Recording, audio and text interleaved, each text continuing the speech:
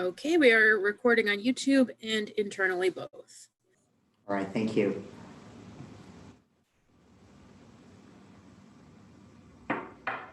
The meeting has been called to order for Corvallis School Board meeting on September 10, 2020 at 6:30 p.m. The first item on the agenda is the Pledge of Allegiance. If you're willing and able, please join me for the Pledge of Allegiance. I pledge allegiance to the flag of the United States of America and to the republic for which it stands, one nation, under God, indivisible, with liberty and justice for all. Thank you, everybody, for being here. I want to welcome our board members and staff. I would like to share the apologies of Board Director Tina Baker for not being able to make it tonight, and also the apologies of Board Director Therese Jones, who will be joining us shortly since she's in the Garfield School orientation, so it will take some time until she joins us. She will be joining us shortly. And also I want to acknowledge something very important. Today and yesterday and the recent days has been challenging and difficult for many of us in this community and communities around us.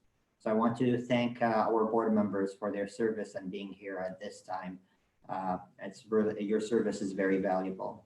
And on the same note, I want to share my gratitude for Superintendent Ryan Noss, your staff and teachers, and also for the families and everyone who's been working hard on managing crisis after crisis. It is a difficult time, and your service and perseverance is very appreciated. Thank you. Thanks, Sammy. On that, I want to make sure that we're all taking care of each other, and also the school district's business continue, and we want to make sure that we take care of it. So on that, I want to ask board members if they have any reports to share.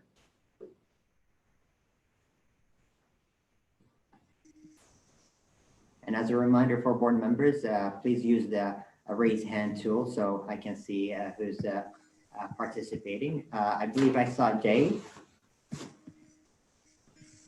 Thank you, Sammy. I just want to do one gratitude on behalf of parents and grandparents who have children and grandchildren in schools. Our gratitude to teachers who are unbelievably hardworking, getting a brand new system of learning across and working with all the families. It's a big deal. And secondly, and maybe people don't recognize it, but just the gift of leaders who are like Ryan and his team, who step up and help all those teachers and staff members do their work. It is a giant job, and I admire what they're doing, and you know, have them in all my best wishes that things are going to go fine.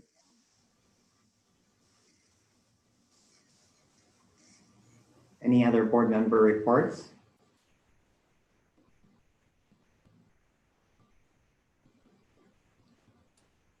I just want to report shortly or briefly, unless Ryan, you will be talking about it to an extent, but I was a participant in the all staff meeting. It was 1 hour meeting. Usually the meeting goes for a full day. And I want to say I was very impressed, inspired, and moved by how the meeting was facilitated and how much I learned. And I was really appreciative of the way you conducted that meeting. Oh, thank you. Yeah, it was definitely one of those first time evers. The list goes on and on this year for first time evers, but it was enjoyable, and we got everybody out and moving just to be thinking about, you know, students in front of screens and how much how we also need to be active and moving and also building community. And so we sent individuals into breakouts to talk about building community in this format and what that looks like and feels like. So it was enjoyable. With you know, with all of this right now, there's learning for all of us. So giving each other grace, including the superintendent, as we work through the technology and all those components. So it felt good to see people and to be with people, and also to be leading in this time. So yeah, thanks for being there. It was yeah, again, something I'll never forget. Yeah, me neither. I would like to share probably during the board comments, my experience there and how it was spontaneous. I did not expect to learn what I learned from it. It Yeah. was really valuable. Yeah. All I'm right. looking forward to hearing that. Awesome. Vince?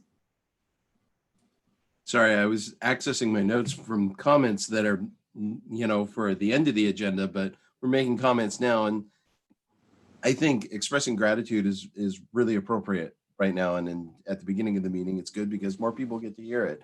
I've just been really impressed by the performance of staff, of the leadership team, of teachers. I got to be in a parent-teacher meeting, kind of what Teresa's doing right now. And I've just really been impressed by the spirit and just the willingness to lean into just a terribly difficult situation. And I mean, the goals have been to retain quality staff, retain our instruction days, and above all, to provide high quality instruction and a very high level of personal connection, even though that we're separated by this medium. And it's just the leadership team for this school district has been struggling through just a really difficult time over the summer. I mean, not only, clearly we're in a pandemic and those challenges, but, the guidance from the state has not been consistent, has been changing over time. And nevertheless, this leadership team has been able to adjust to those changes. And then right as contract days started for teachers, get those teachers up to speed and start the school year. I mean, in looking forward, we have an uncertain trajectory for the coronavirus. And my goodness, this week we are experiencing an unprecedented wildfire event in Oregon. Nevertheless, in Corvallis, school started. And even though the air quality outside is. So what I'm taking away from this is that, what we teach in school, reading, writing, arithmetic, those things, the core instruction, that's only part of the lesson.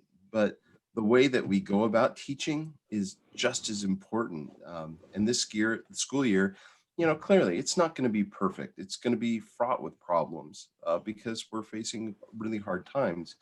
But I'm convinced that it will be one that our children will never forget.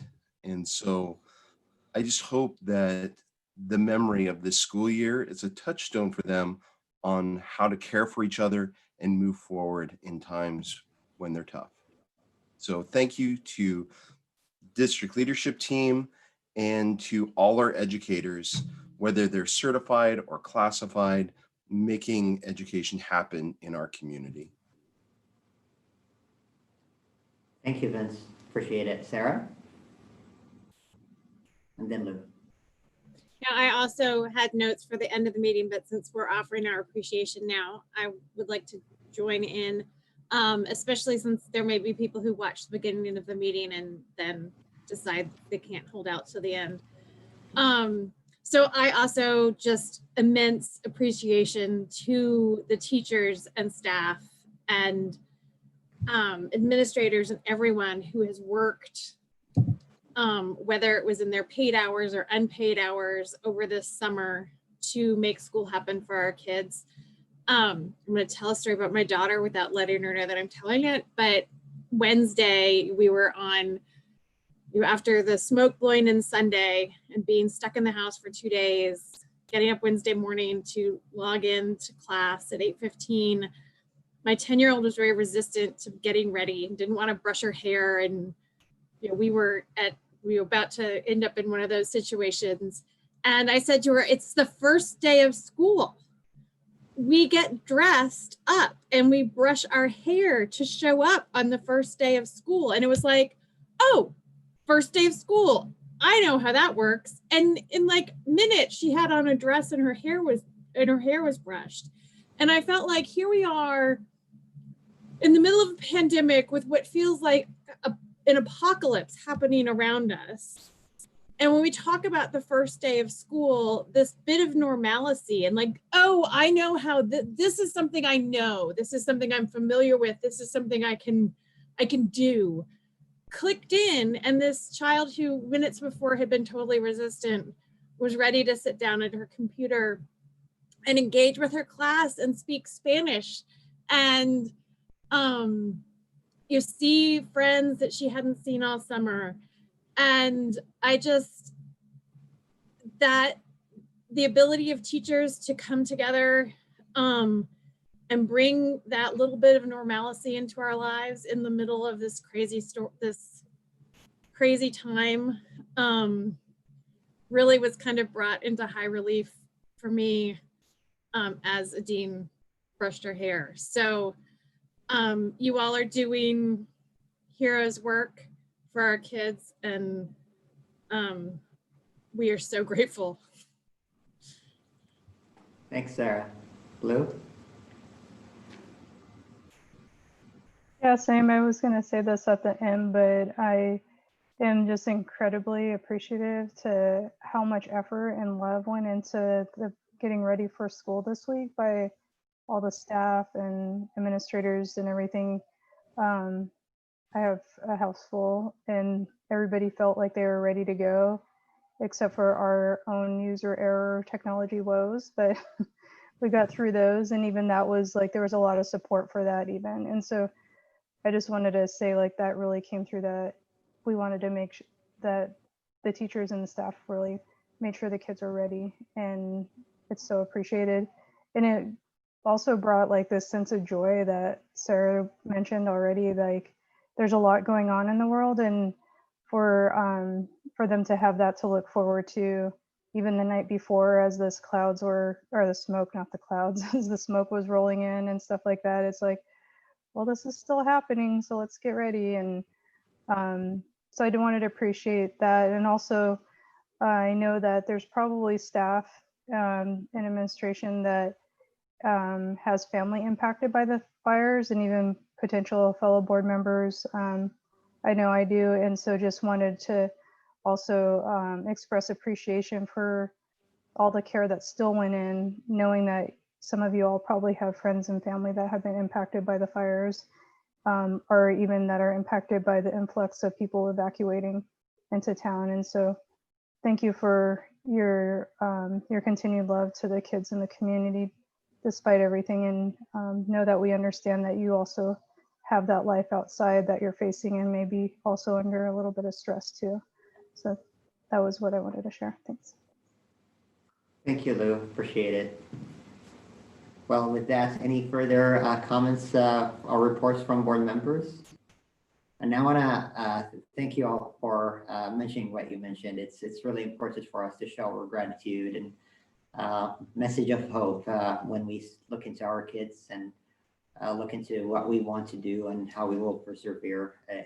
Your words are comforting, encouraging, and it's a really good start for the meeting. So thank you. With that, we'll transition to the superintendent's reports. Thank you. So a couple of things that I wanted to highlight. Typically at this first business meeting of September, our new administrators come and join us in this space, and we recognize them. And sometimes they bring their family along. This year's a little different than that, but we did invite Peter Henning to join us just at the beginning of the meeting, so you could all be introduced to Peter. Peter is the new principal at Adams. He came to us having been a teacher through Teach for America, and working with students with disabilities as a special education teacher and social studies teacher. And then he's been a principal at both the elementary and middle school level before coming here to Oregon to work with us. So we're excited to have Peter join the team. His onboarding has been unique in that it's been distant, but at the same time, one of the things I'd say is that our elementary principals have met, if not daily, at least more days than not, let's just say that, since the beginning of July. And so Peter, I think, has really connected with the team and sees that elementary principal cohort as a strong group of leaders to rely on and also to support. So we're just pleased to have Peter join our team, and I just wanted to take a moment to recognize him and introduce him to all of you, and to thank him for his work for our kids. So thank you, Peter. Welcome, Peter. Welcome aboard. We do hope that by the time we're doing our SIP dinners mid-year, that there's an opportunity or a way for us to be doing those so that that one-on-one interaction between our board members and our principals can happen. So we're still working on the details of that. But again, I wanted you to have the chance to meet Peter well ahead of that and for him to meet you. So thank you, Peter, for being here tonight. And now it's an okay time for you to go spend time with your family. Take care. I wanted to share several other updates with you tonight. The first one is just responding to Oregon wildfires. And Sammy mentioned it on the forefront and Luz mentioned it as well. And just taking a moment to recognize families and schools and just everyone that's been impacted across our state. Reaching out to other superintendents over the last couple of days with Lincoln County, with Lincoln City being evacuated, and Todd and Santiam Canyon serving Gates and Mill City. Just two local superintendents in our region who have had a year that many of us can just focus on COVID completely upended. And so just want you to know that we are thinking of them, reaching out to them and seeing how can we continue to work together and support the work that's happening in their communities. One of the things for us has been knowing that our tech director, Gil Anspacher, was a tech director in Santiam Canyon not long ago. And so he knows that community well. And so are there ways that Gil can support them as we transition into the school year? So we're trying to think about ways to really, oftentimes we say, we want to help, let us know how to help, but we're trying to be really intentional about these are some things that we want to be able to provide. So as we think about that for our school communities, and then also for community members that are being evacuated, just so you know, for an update, we've been working with our EOC in Benton County. The fairgrounds is a site of shelter, and we've also LP, Linus Pauling is another site that will be accessed. Up to this point, the availability of space at the fairgrounds has been enough. We weren't sure about that yesterday. We talked about both Linus Pauling and Crescent Valley being sites. Today, we did a walkthrough of Linus Pauling just to make sure it was prepared.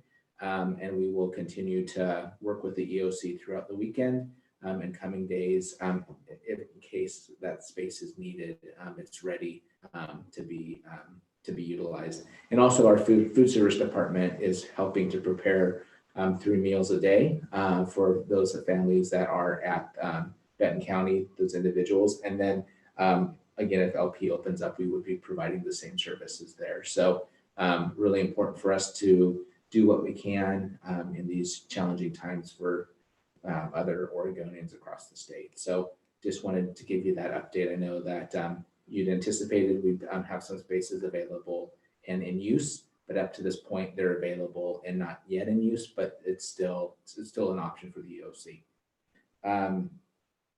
Next up is the start of school. Just a couple of highlights I wanted to share with you. So this week has really been focused on student orientation, making sure that students have access to technology. Students that have had challenges there, we've made sure that we're providing those supports. Those conversations between the student and teacher have been either in groups or one-on-one. Again, this week is really about that care and connection piece, making sure those pieces are in place as we think about next week and moving more into maintaining that care and connection piece primarily, and then also moving into curriculum. So that's the way we're structured this week and structured next week as well. At the elementary level, we had a supply pickup that was scheduled, and we've postponed that a couple of times. For those of you who have elementary kiddos, you know that to be the case, but we're planning on continuing with some supply pickups tomorrow. And also for those classroom communities to meet in the afternoon at 1 o'clock, sort of across the district as that first formal get together, again, as we prepare for next week.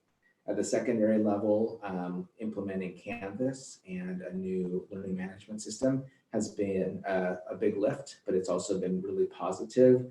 I wanted to recognize a couple of individuals who've really helped us. They've been our Canvas coaches, each of our secondary schools represented. And so those individuals are Jared Callis from Sheldon, Amy Knoke from CHS, Jenna Boss from LP, and Casey Purley. He works at CV, and also we provided some support to Franklin through Jared, and then Chris Gregory, who's our Tectosa, has been providing support, general support overall. So I just want to take a moment to recognize that group, because they came to us with some skills in Canvas, and so they've really been able to help other teachers. Last Wednesday, I spent some time at LP where there was a chance for teachers to get one-on-one support with Canvas. Jared and Casey were both there. And as I talked to teachers, they felt supported by that level of assistance and felt like, yeah, this is something that we can do now because we have that in place. So recognition to them for sure. Another area to highlight has been an example was at CHS yesterday. They had 292 ninth graders and leadership students together in a Zoom meeting. And they talked about in breakouts about establishing norms for creating safe spaces and virtual meetings. And so it's just another example of how maintaining sort of that semblance of the school year, where we start by talking about expectations that are shared and have shared commitment, and how those things play out throughout the entire school year. Even in this different manner and fashion, we're still talking about those things with a focus on technology. So a shout out to that CHS team for putting that together. Also, our Corvallis Online School, as you all know, we're starting in hybrid, but I also created that Corvallis Online option with Byron Bethers and Mark Henderson as the two administrators of that program. Today, I happened to be passing through LP, and there were bags of supplies that were being picked up by STA, our transportation provider, to drop off those supplies to families for the K-5 program, and iPads for students that didn't have iPads from last school year. So again, you know, a lot of people are working from home, but there's a lot of things still happening in our schools in support of our students throughout the district. And I think that's probably the thing that has stood out to me the most the last couple of days is, if you think about it, usually the first day of school happens in 13 buildings. And this year, the first day of school happened throughout the entire community.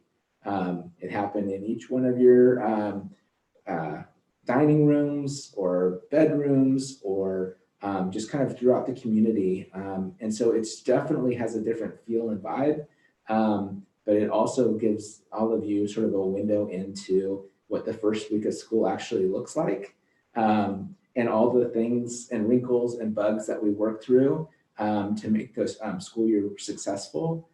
So you know, one more window into what happens in public schools is what you just experienced as you think about that first day and that first week. So the excitement, the challenge, the anxiety, the I got this figured out, all those emotions that come with that first day and that first week. You've experienced it now, like we in education do on an annual basis. So in some ways, I think the recruiting of teachers in the future will be easier because you all feel it now. You know what it's like, and you want to be a part of it. So it's exciting. So that's just a highlight of the first week of school, or the first couple of days. Also, the bond program. You'll have a presentation next meeting on updates on the bond program. But if you've been in South Corvallis, you've probably seen the crane that is on site. You can see it from blocks away, and the steel's beginning to be put into place for the structure. So that's exciting to see. If you've been by Garfield, and I know a couple of you live within walking distance of there, you've seen the whole facade change of that building. And at the back of the building, some of the structures beginning to grow. as well as some of those portables for this school year. So exciting to see that transformation there. And then at Hoover to see the beginning of the work on the grounds, all the big equipment there to get those pieces up and running. So it's an exciting time to see that work happening. And Kim and the team will be here in a couple of weeks to give you a more formal update. But if you are out and about, make sure to drive by. Everybody likes to see a big crane. I'm certain of that. And then finally, our meal program. So today I had a chance to hand out meals at LP at lunchtime. And I think that I just want to keep getting the word out because we have a number of meal sites across the district that will continue to serve students. There were some flexibility around the requirements, so anybody under 18 years of age can pick up a meal. We have meal sites across the district now for that grab and go. We have those sites are Adams, Jaguar, Lincoln, Mountain View, Wildcat, Shelzelin, Linus Pauling, Clemens Primary School in Philomath, and also Corvallis High School from 4 to 6. So they have an evening meal. So make sure to get the word out so our families and communities know that that's an available resource to them. I would like to see our numbers higher than what I saw today. And I know that a lot of it has to do with the conditions outside, but I do think it's a service, especially as I think about being at a middle school and the number of kids who came, it definitely wasn't enough. And so we really want to get the word out. So again, day 2 in the books and excited to see how the year progresses. And again, thanks for the kind words and support for our staff. You know, I think about each year and in June to August, and I can't think of another time when people were working harder than they worked this year. If you think about a technology department, there were so many new systems to learn and to integrate.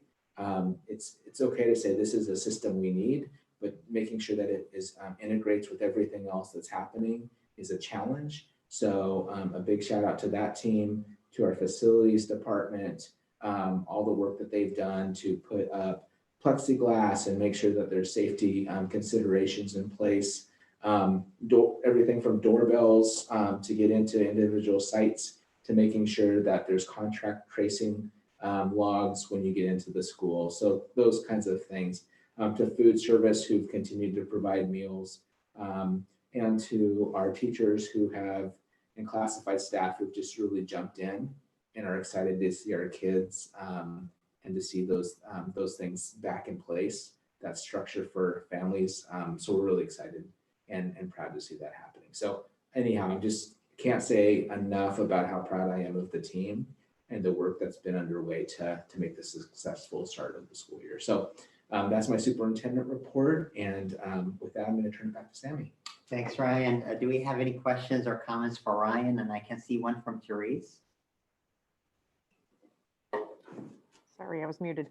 Ryan, thank you for the update and my apologies for arriving late. I was attending Garfield's parent orientation, so which went quite well using Zoom, and we saw many faces, so it was a win in terms of technology.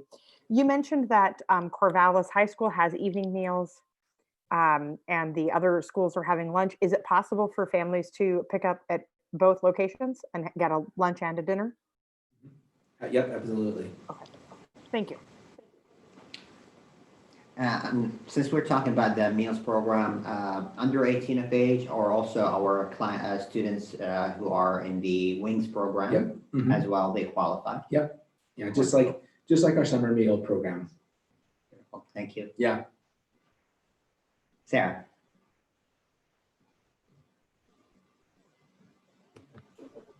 Yeah, we just gave so much appreciation to the teachers and staff and the people working on the classrooms, but I want to add to that our food service people have been heroes to this, because they jumped in and started feeding kids in March when we shut down, and reconfigured the food system distribution system then, and And then you thought we were going one way this year, and we got to stick with the summer program, which is great.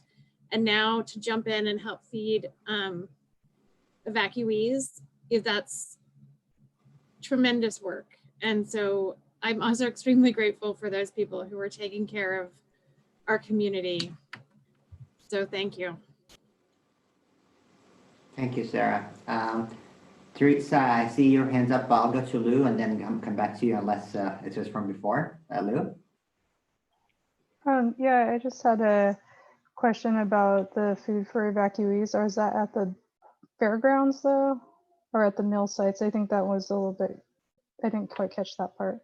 Yeah, that's at the fairgrounds. Okay, great. Thanks, Ryan. And Yeah. then also to add on to that, to remind families that the income guidelines have changed. And if they have not picked up meals over the summer and didn't see those guidelines or see it announced anywhere, that they may be surprised that they may qualify for meals beyond this time. So not just right now, but past it. So I would encourage families to take a look at that and completely underscore Sarah's appreciation for the food service.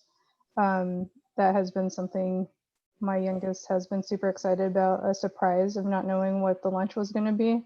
And now seeing it transition into like you get to pick a lunch on the online form if you would like to do that. It has been really fun too for her to look forward to what she's going to have for lunch and have an option. And so I just want to say, like, I appreciate that form too, and I'm sure other families do too, that's on there. Yeah, so. Yeah, thank you for highlighting both of those components. So yeah, the criteria has changed pretty dramatically. So many of our families will qualify for free or reduced lunches, and also that there is an online ordering format as well. So thanks for highlighting those two pieces. Jane? Ryan, is it too early to give us an update on how many students are doing the totally online versus the hybrid at the high school secondary level?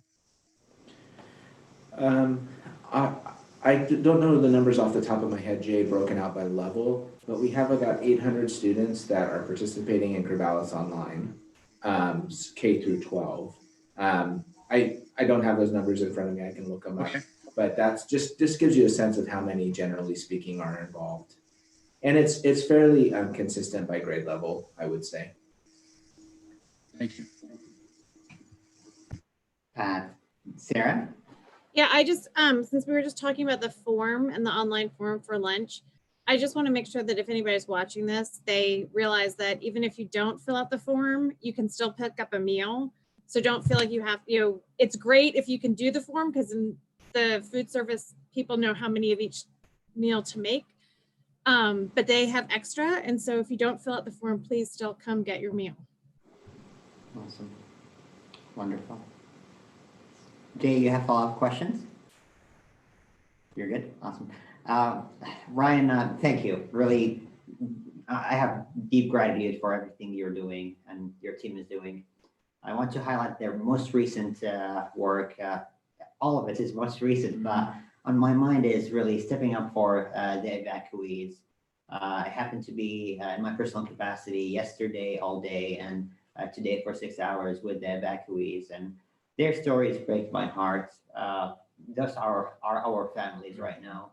Their children, their elderly, and their people who probably will have Corvallis as their home as of now, and that's the only home that they know is still standing.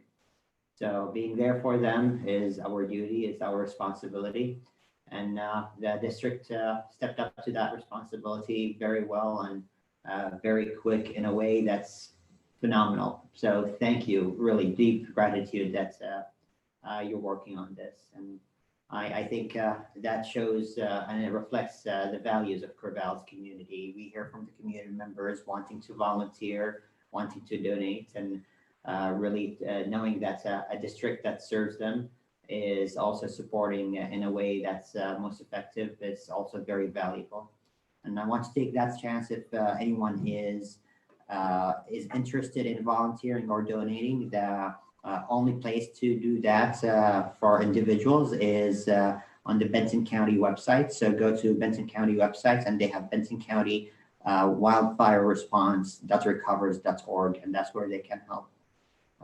So on that note, thank you. And really, we're looking forward to see how we can continue supporting them.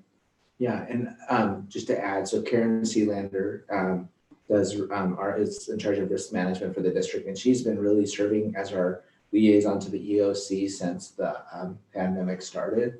And so another person just to recognize her work. And so because of that connection, I think that's what made it easier for us to quickly pivot to thinking of our schools as evacuation sites. So again, that relationship and that ongoing work really has paid off. So thanks. Thank you. And thank you for Karen. Yeah, and thanks for serving. Absolutely. Right. Absolutely. All right. Any other comments or questions? Seeing none, we do have public comments and staff comments period. Unfortunately, we do not have any signups at this moment, but I will mention a few things about that. We opened the public comments period during our business meetings through inviting the public to send an email to Lindsay Kang at corvallis.k12.or.us by noon on the day of the board meeting to schedule public comments. And I would invite you to do that to provide a public comment in the next business meeting. Until then, the public are invited and welcome to email the board over its email, which is available on the Corvallis School District website. If you write on Google Corvallis School District Meet the Board, you will see the email of the school board. So we appreciate and value public input. We continue to receive it over email. And if anyone would like to provide a public comment during our meetings, they can sign up for the next business meeting. Next item on the agenda is a follow-up on the superintendent's school renaming task force charter. So Ryan, do we have updates on that? Yeah, we do. We have in your packet, there is an updated task force charter document. And so here is also a little information I want to share as you begin to look and provide feedback around that. So again, you received a written report in your packet that included a preliminary timeline for the task force's work. The timeline was designed to meet the January 31st deadline of your resolution. However, that timeline is subject to change. And that goes back to some of the conversation we had at the last opportunity for feedback. There were some questions about being able to meet that timeline. So task force recruiting, the online application form will be open on Monday, September 14th. So again, next Monday, and close on the 21st, which is a really tight timeline. But again, those timelines are taking into account trying to have the process in place by the end of January. So again, opportunity for input and feedback on that for us. Applicants will be selected and notified in that timeline by September 28th. Applications will be online only in English and Spanish, and will be they'll closely follow the format used for the Design Advisory Committee application. And so that was a process that we've used before, an application that we've used before that can be repurposed. Announcements about the opportunity to apply will be sent via a news item on the district's homepage, social media, school messenger to all families, email to staff, a press release, and an item in CSD News. So thinking about all the different forms of communication that we have. And we've also, I've also encouraged principals to reach out to our DAC members, our Design Advisory Committee members, which was a diverse group of community members related to each one of those schools, and to encourage their application as well. And then I'll provide the board with talking points that you can use to reach out to your contacts as well. So those are all the ways that we're looking for applications to that process.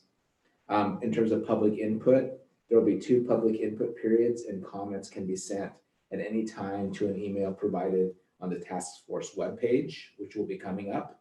The first input period would happen prior to the task force first meeting, and the second halfway through the task force meetings. So again, 2 opportunities there. Input would be submitted via an online form on the task force webpage, and comments submitted would be shared with the task force members. The second input period would be midway through the task force work, and will solicit feedback on the work done to date by the task force. That too would be submitted online via the task force webpage for task force members. And announcements about the opportunity to provide input will be made through the regular channels of communication, which I've outlined. So wanted you to have that sort of as a starting point. Also having that timeline and that superintendent renaming task force charter document in case there are areas that you want additional consideration or modification to. Again, we brought it to you at the last meeting for input. We've taken that into account as we brought this forward a second time for you. And with that, I see that there's some questions. Yeah, let's go for Jay and then Vince. So just a couple of comments. I think it's very thorough, so thank you for all that work that you've done. A concern I have is that in the process of the original issue, a lot of people have given us thoughts on good ideas for names. And so I guess what I want to be clear is that I think most of them would assume that those comments might be forwarded to that task force. And I just hope that that's a given or an understanding rather than having to them say, oh, I need to do it again. So I hope that maybe when you form that group, you might authorize them to, if that's what you need to do, to take our emails that we've received suggestions and incorporate them, because I think most of those people believe they've given input. And my second question is kind of a fundamental one, is that in your material, it's not clear to me, if I'm a reader of it, who is going to make a decision about school names? Because in one spot it says the task force makes recommendation to the superintendent, and then another part it says the superintendent presents a recommendation to the board. So is it clear to you, Ryan, what we're doing in terms of who's making a decision, or can you clarify that for us? Yeah, it's clear to me that the school board is making a decision on that. The task force is a superintendent committee, and so they're gonna bring that recommendation to me, or recommendations, plural, and then I'm gonna bring those forward to you for a final decision. I appreciate the question because of the nuance of it, but yeah, that goes back to the policy with you doing the naming. And lastly, what has helped me when I worked on committees is that the committee understands its parameters so that they give the decider the basis of their recommendations, pluses and minuses or something. Because I know sometimes on committees, they think that their recommendation is going to be the answer. And it would be real helpful that they get clarity from the board that we need their good thinking, not just their final recommendation, because it will seem like an insult if we say, well, we don't agree and we're not going with your recommendation. Their basis really helps. So I think that's what a report is about, but I just didn't want to get, caught at the end going, well, we recommended it and you didn't go with our recommendation. I'd like to know what their thinking is as they do it. Yeah. Can I ask you a question about that, Jay? So you saw those 2 different bullets. So is there some language that you would recommend changing that further calls out that it's a decision made by the school board? I think you say that. I think that these are recommendations. Ultimate deciding is by the board, and the board welcomes a report as to the thinking behind the recommendations. Okay. It just really gives them clarity on their role. And I love the greater discussion, the better off we are going to do on our decision. Yeah. Yeah. So even though it is technically outside the scope of the charter to draw the relationship between the superintendent's recommendation and the board, however, it gives them a perspective what will happen with that recommendation when they're submitted. Yeah. Okay. Thanks. Very good suggestion. Thank you. Any follow-up questions? All right. Next is Vince, and then Lou, and I believe Therese afterwards. So first, Ryan, I have to say thank you for developing a very robust process that is going to have lots of opportunity for public input. It was exactly what I intended and what I think the board intended when we passed the resolution. And Jay, thank you for raising the issue of all the emails. We received many suggestions. So I strongly recommend that the task force be provided the emails with the wide variety of recommendations, either specific names or process or thought processes for developing names. And then Jay, I also really appreciated your comment about having the rationale being provided to the board, because then that becomes part of the public record. So thinking about a board 60 years from now going, why did they ever name the school this? That'll be in the public record, and they'll be able to go back and look and see what the recommendation was from the public.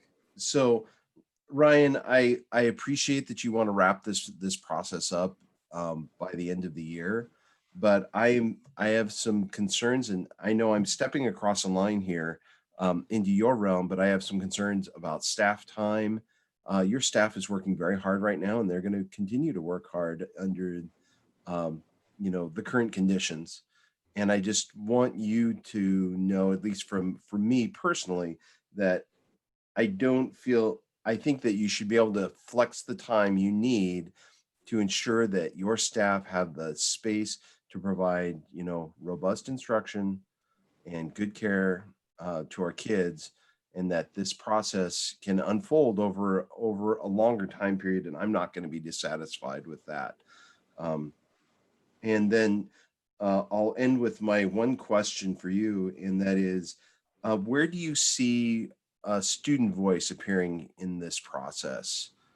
And I'll let you just respond to that. So every once in a while, I still unmute myself, even though we're on the outs. I have it. So kind of go back to your second question first, which was about timeline. So one of the considerations about the timeline, and I am interested in hearing from all of you, because the January is really part of that, the conversations that have happened thus far. So if I hear what you're saying in terms of more flexibility around that, the implications of that are this. So in January, if we don't have a decision made by then, the one artifact that will come back with the interim names will be school report cards next year.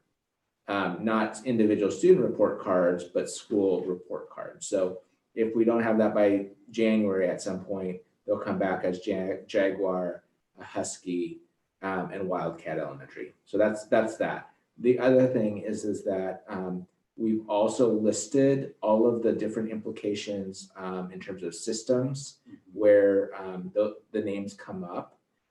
Some of our outward facing systems, like our web pages, have already changed. Signage has changed.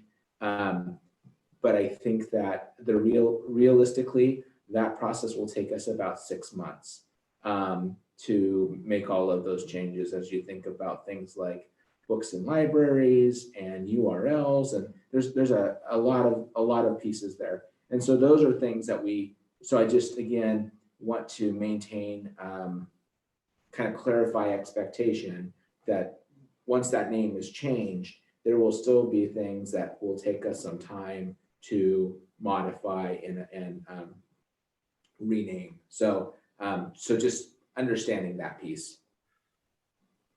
The other piece. Thank you for that. And then the other piece about student voice is that I think that there's going to be great opportunity to do that along with education. As I think about 3 of our elementary schools right now, I can see that there's a lot of opportunity for that to come forward. Okay, great, thank you. Good.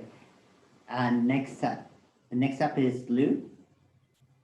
Well, we already took care of the question about the timeline. I have a couple of questions. One of them is about the number of meetings. Like, what was the rationale behind having them do 3 meetings per public comment? And is that to make sure there's enough time?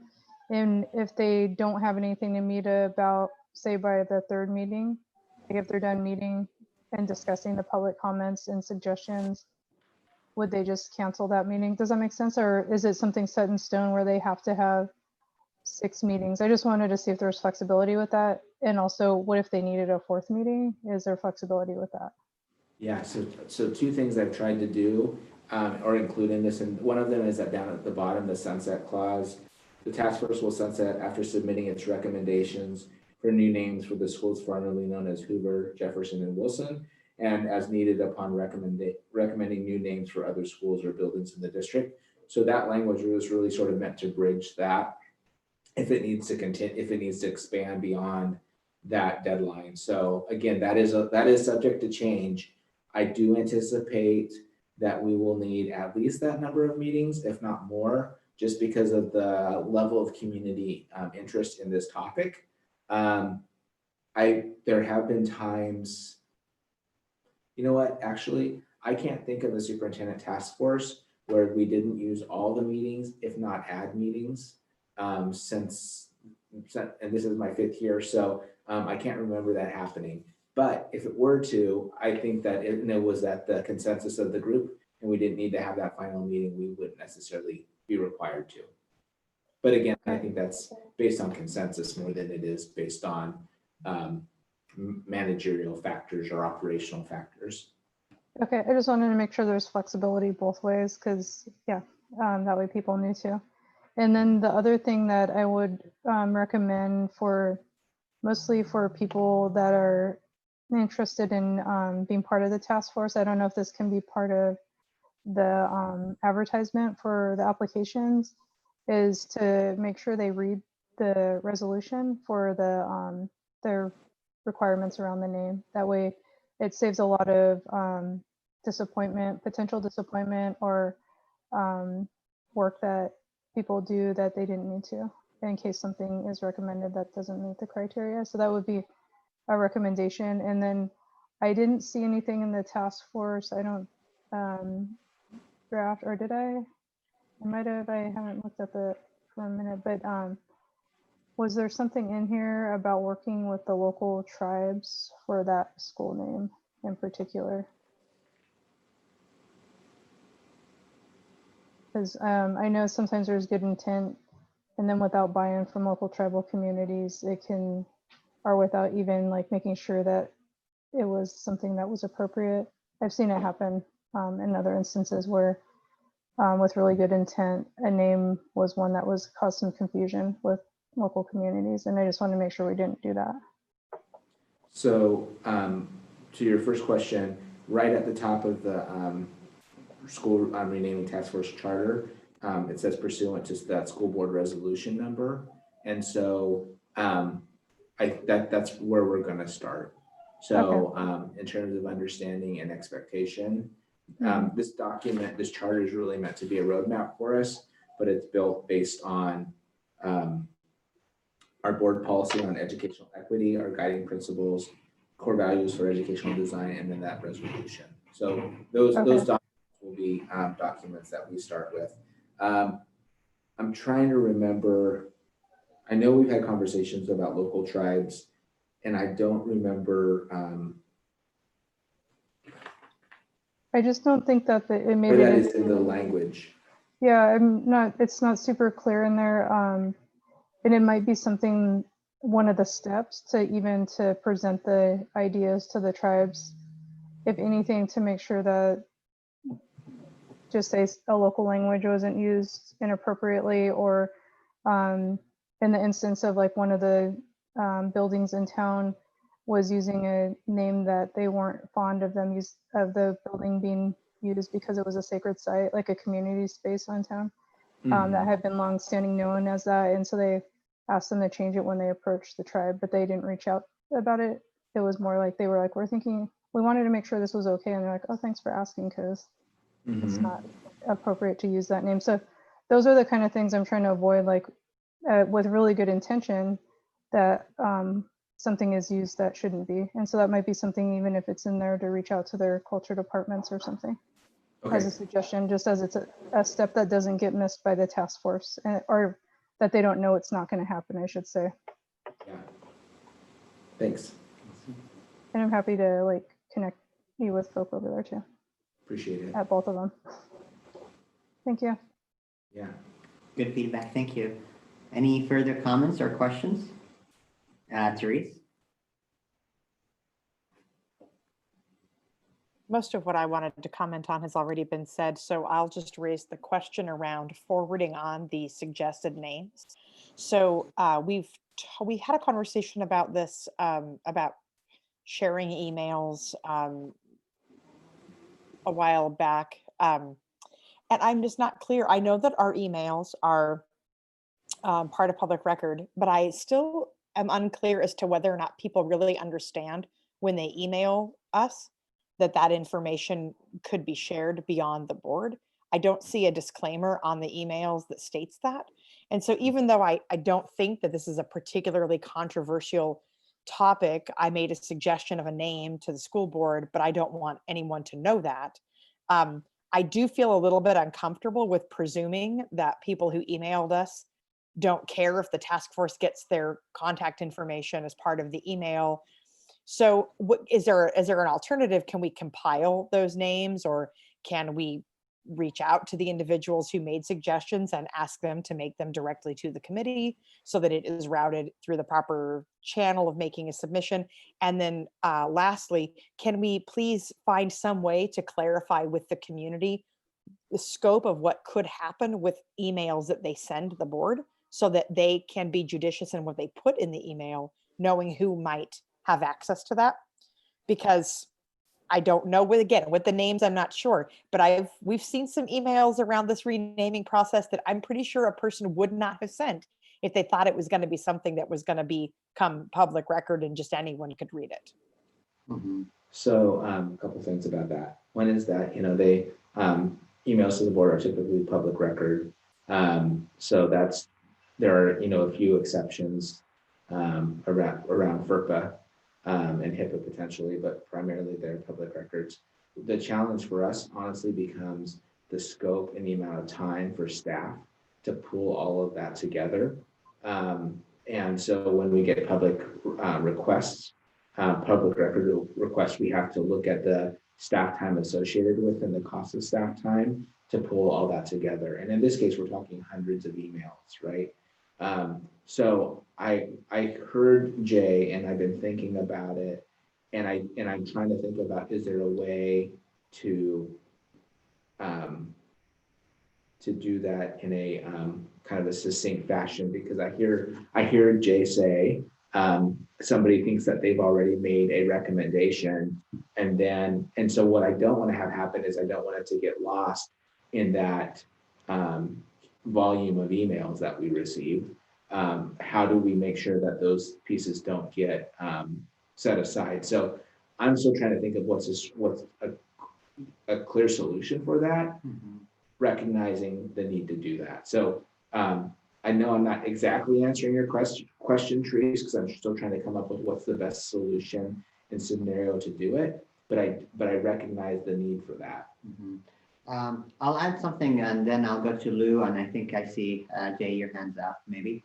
But I'll add one thing, not necessarily to direct the discussion one way or the other, but a point of information would be every time the board received a suggestion after we passed the resolution, I did acknowledge it not only with thank you for sending the email, but also I acknowledged it with statements mentioning suggestions about the schools will be processed through the superintendent's task force. I advise you to follow up with that. Now, I know that could give us an exit, and this is me editorializing this, that could give us an exit. That's they should know now that the ball is back in their courts. But also I hear Jay's comments is that they suggested it, we should listen to it, and we should find a way for us to process all of that. Also, I'm internalizing now the conflict in that because it's hundreds of emails, literally hundreds of emails. Honestly, I just don't want to miss one. Yeah. That's I'm trying to think through it is how do we make sure that in that process of reviewing all of that we don't miss one, because I don't want to set the perception that we have collected every single one of them in entirety and have one that gets missed. So that's what I'm trying to think, through. Yeah. No way to say, that's not important to hear or any of that. It's just like, I really just don't want to miss somebody. Yeah, it's a big challenge. Lou? Yeah, I just had a couple of thoughts with this. One is that some of them literally asked us to forward the names on to the review committee, or the task force, excuse me. So they literally asked that in their emails. And some of them asked us specifically to please consider this as a name. And so I would say that was their permission. I would imagine that was the expectation, is that we forwarded it on. So I don't know that we need to copy the entire email, but copy the name and the rationale that they put if they provided one. It seems like that's what they asked us to do. And so I don't think there's anything that would be any trust violated or anything if that was specifically what they asked. And the second thing is that I don't think that all of the names would necessarily meet the requirements that were sent in. I know for sure, as you mentioned, Therese, some of the emails Yes. that came in, some of them are already not going to meet that criteria. So I don't think that it would be a good use of the task force time to pass those names on. So that's the other thing I would mention too. So just because they already don't meet it. And yeah. Yeah, I guess I'm concerned about how cumbersome that could become. And I agree with you that some of them did say that would imply permission. Please pass this name on. I want to make this suggested name, that they wouldn't care if we shared that. I'm talking, I think more broadly, just that we just don't, it's just not clear. And I think that could be problematic for us. The other the fact that it's public record is known, but we shouldn't assume that people know that. And so I think we need to clear up for the community when they email us that they understand that that's what's happening with those communications. In this case, I don't know what to do about the fact that some of the names don't meet the requirements. Does that mean then that we pre-vet those names and we weed out the ones that don't and don't pass them on? Then, I mean, if we really pass on all of these names to the committee, then someone's time is going to be spent on names that we know will not pass, either ours or staff's to weed them out or the committees to weed them out. I just wonder if it wouldn't be better to just widespread message, thank you for all of these wonderful suggestions. Here's the format to submit it. And this is what you need to do that. I would honestly feel better about using my time to copy and paste, here's how you submit, and reply to those people with, the people that sent them in with, please do this, than to take on the responsibility of making sure that 1, we find them all, 2, we pass on the appropriate ones, 3, we don't pass on the inappropriate ones. And if the people that suggested them aren't clear about what the requirements are, I think we're setting ourselves up to then get bombarded with emails about why their name didn't get passed on. And I would really prefer, for me personally, that we leave that's the job of the task force, to vet the names, take the suggestions, vet the names, make recommendations, and send it back to us, as opposed to us becoming a funnel of passing on information and then taking on the responsibility of making sure it gets there. And then if it doesn't get there, someone has been left out. And I think that feels, I don't know. I don't think we have a good solution. I just see, that's it. I don't need to say anything more about that. I see that it's going to be challenging. I'm not sure what we should do. And also, I would really like us to clear up any misconceptions at all that when people email the board, it's private. Oh, So, yeah, thanks. I wanted to really quickly, that was the other part, thanks, Therese, that I was going to suggest, is that we put language on the webpage where they look at how to get a hold of us, to say, like, as a reminder, all emails to the board are considered public record, and maybe even what that means. Like, can be requested upon writing by pretty much anybody that's part of the public. So that way it's clear to them, not to discourage people, but just so it's clear. I don't want people to feel like that's saying we don't want to hear from them, but that might help with that. That way it's right there with the email address. And the other part, I don't think it's inappropriate to not pass on the names that don't meet the criteria. if that was something that we did, like that was part of the pre-recommendations, but also if it is going to be a response, if Sammy's going to respond to everybody, like here's the link to submit names, I would ask that we put the criteria right there for them, not just a link to the resolution, because most people weren't going to click it, but just that clause that says what the criteria is. That way it's really clear, because they may still submit something that doesn't meet it just because they want to, and that's up to them to do that. But that way the task force isn't getting a bunch of names that don't meet their criteria. They could, does that make sense? And so that, but I also am like, I don't want people to feel like they can't suggest names, but that way it's clear what the criteria is. So I'm sure that'll be on the form, but just so that they don't have to do a bunch of back and forth to the link. Yep, I'm nodding vigorously because I agree with you on that. With the criteria should be clear in any response we give, so that folks don't submit if they realize their name doesn't meet that and they want to not go through with it, then it will be clear to them. Or maybe they will see the criteria and decide to make a different suggestion. I feel like I have a lot of input on that. And so I feel like I have the sense of where you're all, what you're all wanting to accomplish. And so I'd like to have the chance to work with the team on that. But I do, so I think in summary, we want to make sure that if individuals submitted names previous to the start of the task force, that we have a way to recoup those or hold on to those and bring those forward. And it may look a couple of different ways depending on time and logistics and some of those pieces to be worked out. So if that's okay with all of you, I feel like I have that sense to move forward. Are you all okay with that? With thumbs up? Perfect. Wonderful. Thank you. Well, thanks, Ryan. Really appreciate the progress and seeing the details into this decision, the intricacies of the renaming process is really phenomenal work that you're doing. So I really appreciate it. Great. Thank you. Awesome.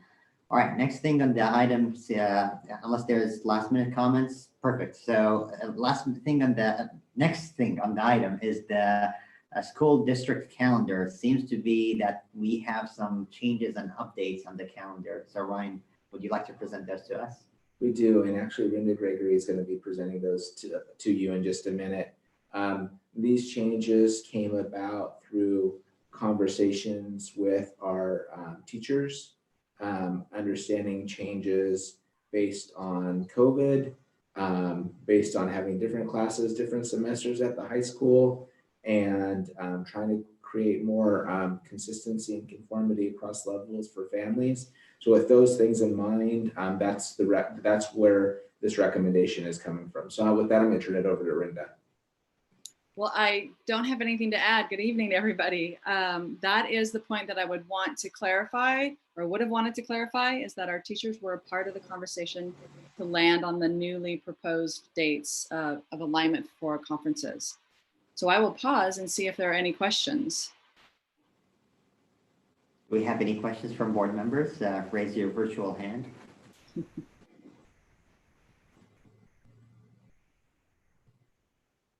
I would like to clarify one thing, and unless there's questions, one thing I want to clarify is that Corvallis Online is asynchronous. There are some times where they meet, but this calendar applies for everybody in the district. There's no exclusions or deviations between Corvallis Online, hybrid, or remote instruction. Yeah. Correct. Perfect. Awesome. All right. Seeing there's no comments or questions, school calendars, the buck ends with us, so we need to make a motion. Vince, do I hear a motion or a question? So I move to adopt the revised school calendar for 2020-21 as submitted. Do I hear a Second. Was that Sarah? All right, moved by Vince and second by Sarah. Is there any further discussion on the motion? Seeing none, I would like to take a roll call vote, and I'll start with Vince. Aye. Jay. Aye. Therese, Aye. and then Sarah, Aye. and then Lou. Aye. And I vote aye, passes. So we have a calendar. Well, thank you for the work, and I want to really highlight what you just highlighted. It was a collaborative conversation with our teachers. So thank you for that collaborative work and that much appreciation. All right, next thing we have, thank you. Thank you, Renda. Thank you, Renda, I appreciate it. So next thing we have is the board norms and working agreements. So this is just a reminder on email communications and board norms to the board members. So for anyone who's joining us or listening to this, these are documents that we have them as board members as a working agreement for how we function during the meetings and outside the meetings. It's a really great guide, and we do I don't think we have a motion here. This is just a reminder, but we review them once a year at the beginning of the school year. So with that, I would like to ask if there is any concerns, questions, comments, suggestions from board members. Can I add one thing to the, just kind of the description? Absolutely, Okay. yeah. So first, I think for a couple of you that have are new to the board since these were adopted, we initially were working with OSBA with Kristen Miles, and in that process, we looked at some characteristics of functioning relationships between superintendents and school boards, and then also working on board norms. And from that, these two documents were created. And so we bring them forward on an annual basis to reaffirm them and to make modifications if needed. So really, I think for tonight, with Lindsay here joining us, if there are modifications that you want made to these agreements, this is our opportunity to do that. And then, as you know, there will be potentially some new board members in a year, and we would come back together and do this process again. So I think it's important that it's something that has continuation over time, and also really helps to galvanize the working relationships that we have. So that, with that being said, which one do you want to work through first, Sammy? Let's go in this sequence, board and superintendent's working agreements. And thank you. I really appreciate that there are some additions and highlights there that we discussed last year. And I remember talking about data and facts and information for probably half an hour. It's just really lively discussion, and here are the results of that discussion and the suggestions in the document. So would you like to comment on the board and superintendent's working agreement suggestions or additions? You know, I feel like as of now, I had a chance to review these earlier, and I don't know that there was anything specific that I would want to modify. You know, it's the interesting thing about as you go through these is that when you are in a situation where you're working well together, you go through these and just kind of say, yeah, these things are in place. It's those times when that may not be the case, that you really need to kind of remind each other of these agreements. So I'm sort of reading them as, yeah, these things are in place right now, and feel good in our ability to work together. Not that I think that you are a board that just is agreeable. You definitely put me through my paces and make sure that what I'm doing aligns with where you want to head. But I also think we have a relationship where we can work through those things together. So generally speaking, I'm happy with the way this is currently laid out. But I'm also one of 8 in this conversation. And so if there's things that you see that we need to further clarify or add language to better support what you see in terms of my role and my continued growth, let me know. All right, any comments or questions or suggestions? Raise your virtual hand. And first is Vince. So it's interesting, in my new employment, I get to spend a lot of time with these documents across a variety of districts. And I mean, it's one of the takeaways is that these documents, these governance documents, are crucial for maintaining the relationship between board members and between the board and the superintendent. That said, and I have to say, historically, I have really enjoyed this document in all the changes that it's made in the 7 years that I've been on the board. But one of the things that I have learned, and I'm not asking for this change this year, but I'm planting a seed for thought on the board, is that this is probably in the middle of, as size goes, of these documents. And I've seen others that are much more focused and intentional about what the board and the superintendent are working on around their relationship. And so I just want to plant that seed. So we think about this over the next year. It's like, where do we want to go? What are we trying to work on as a board? What are we trying to work on as a board and superintendent as a leadership team?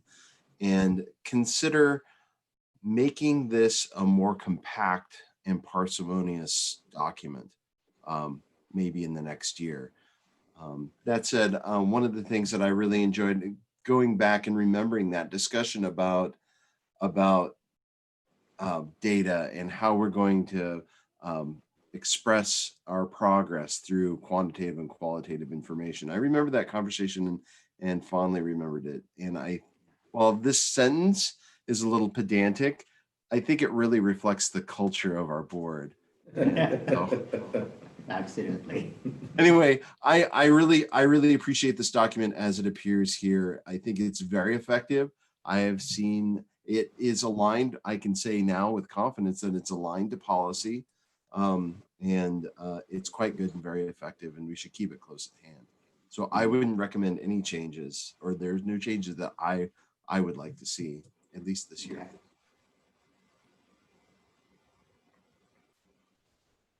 Anyone else? Okay. A couple of questions or comments. Regarding communication, Ryan, what you did for my first 3 years was offer the opportunity for the board to meet with you as a small group session. And that's not reflected in this agreement, but I think it's a good thing. And so I'm just saying, perhaps that's something to add. It could be just a practice that you don't nail down and put in writing, but I think it is a good practice to say the superintendent offers the opportunity to meet in small group as a way of helping communication. I don't think I see it in there, and so I think that's a big deal. Something to think about. The second question for me is, I struggle with the issue around emails and response, because what I think the policy says, or not policy, but the agreement says, I think, that if a public person sends to the board a general letter, concern, statement, the board should not, it doesn't say this specifically, but I think what it says is the board should wait till the chair sends a response before the board responds. And I struggle with that because I think the public expects to kind of have a chance to talk to all 7 of us. And I'm not clear what is it, is it a legal or a board policy or something else that says, but we shouldn't respond individually back. And my question kind of goes, why are emails the subject of something like that? That is, we should wait for somebody to send. And then what about just general communications that we all have with different individuals? What's different about that? If somebody runs into me at Saturday Market and says, I'd like to talk to you a little bit about this, I don't expect to have to send that communication to everybody. Similarly, if somebody sends me a general email sent to all all members of the board, the hesitation of me getting right back to them kind of is unsettling. It's like, I wonder if they think I don't care about them or I'm not listening. So I'm wondering if you could give me the rationale or limitation behind that if I read it right. If I don't read it right, then great, I'd love to just respond directly one-to-one. I would like to let Vince speak to it since he's been in that seat for a while and also working with OSBA training chairs. So I'm madly looking through our policies, looking for the right policy. My understanding is, and it's around role of the board chair. So the board chair speaks for the board unless otherwise some other designee. And I'll quote the policy to you when I find it, but that's the rationale behind that rule. So, but, I don't mean to jump, but I totally understand that. If I say to someone speaking on my behalf only, not on behalf of the board, I'd like to respond to your thoughtful email. That seems to me to be encouraging good communication versus I need to wait for Sammy to send something and then I send a note saying, speaking on behalf of myself, but not as the board.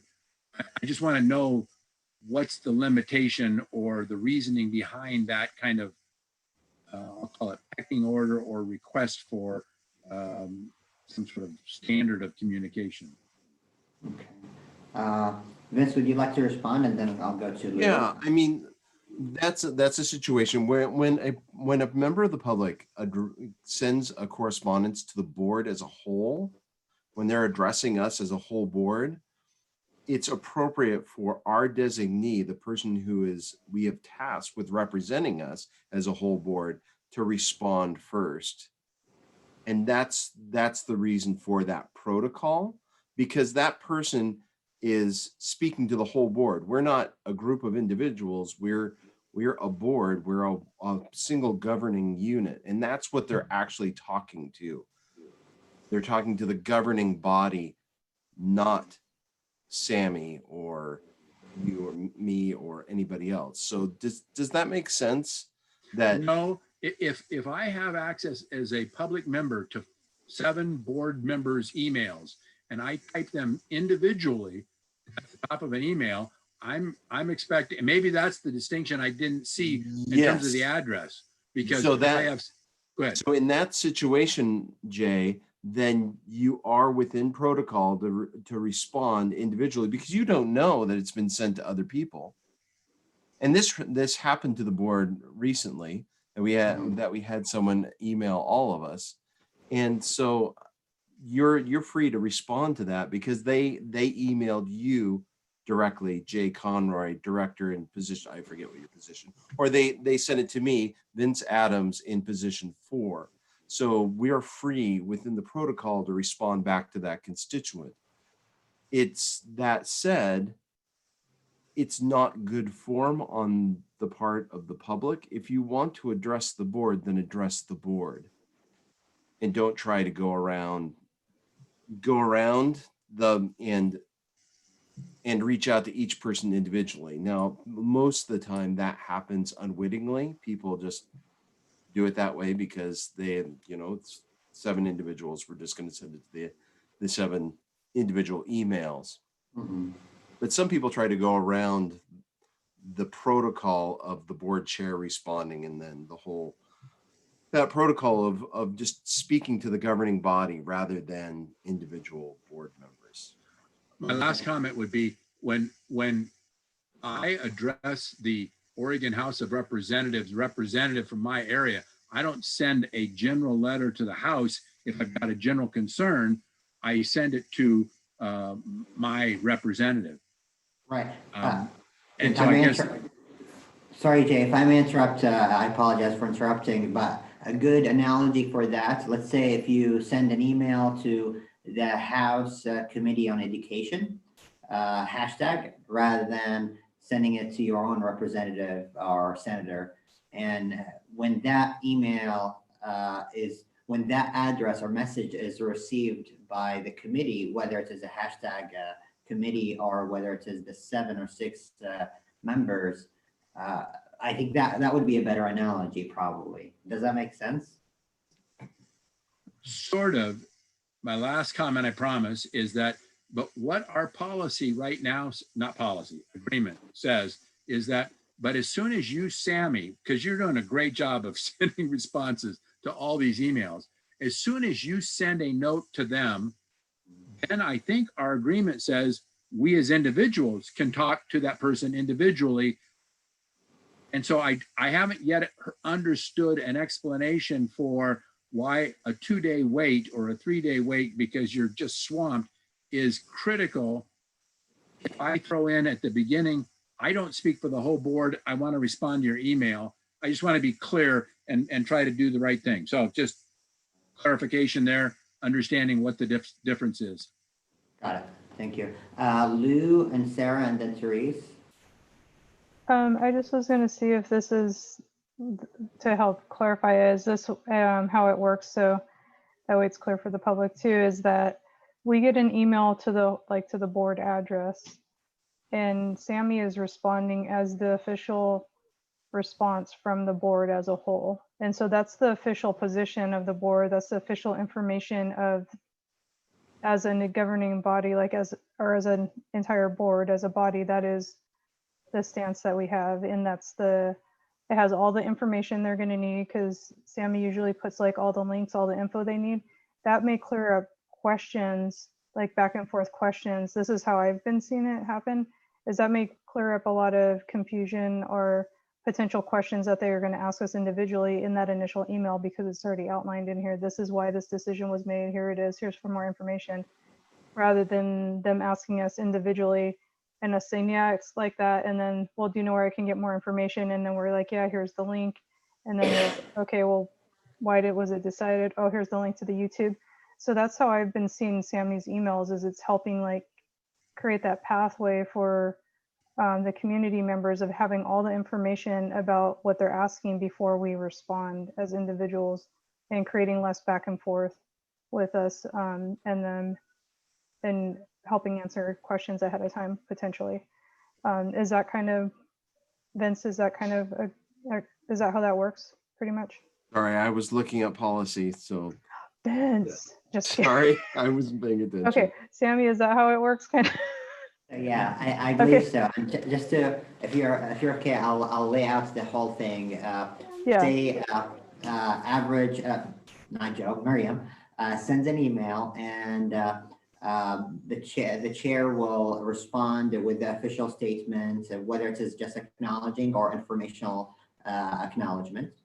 Right after that, board members may opt to respond individually, and the reason why we do it individually to not have an incidental public meeting.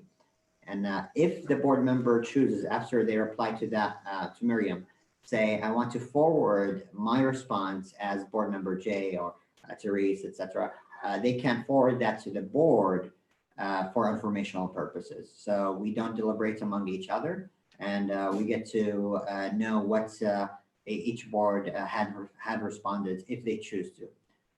So the answer to your question is, Lou, I believe, yes, that's how it works.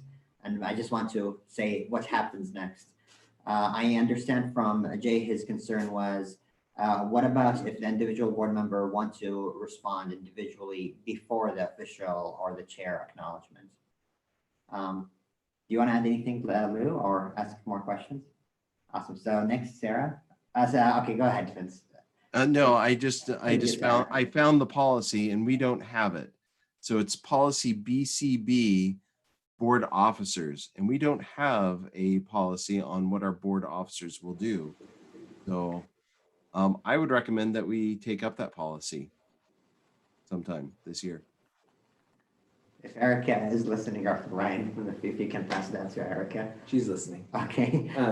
So one of the things that I'm wondering is, what I hear is the two scenarios that were thrown out.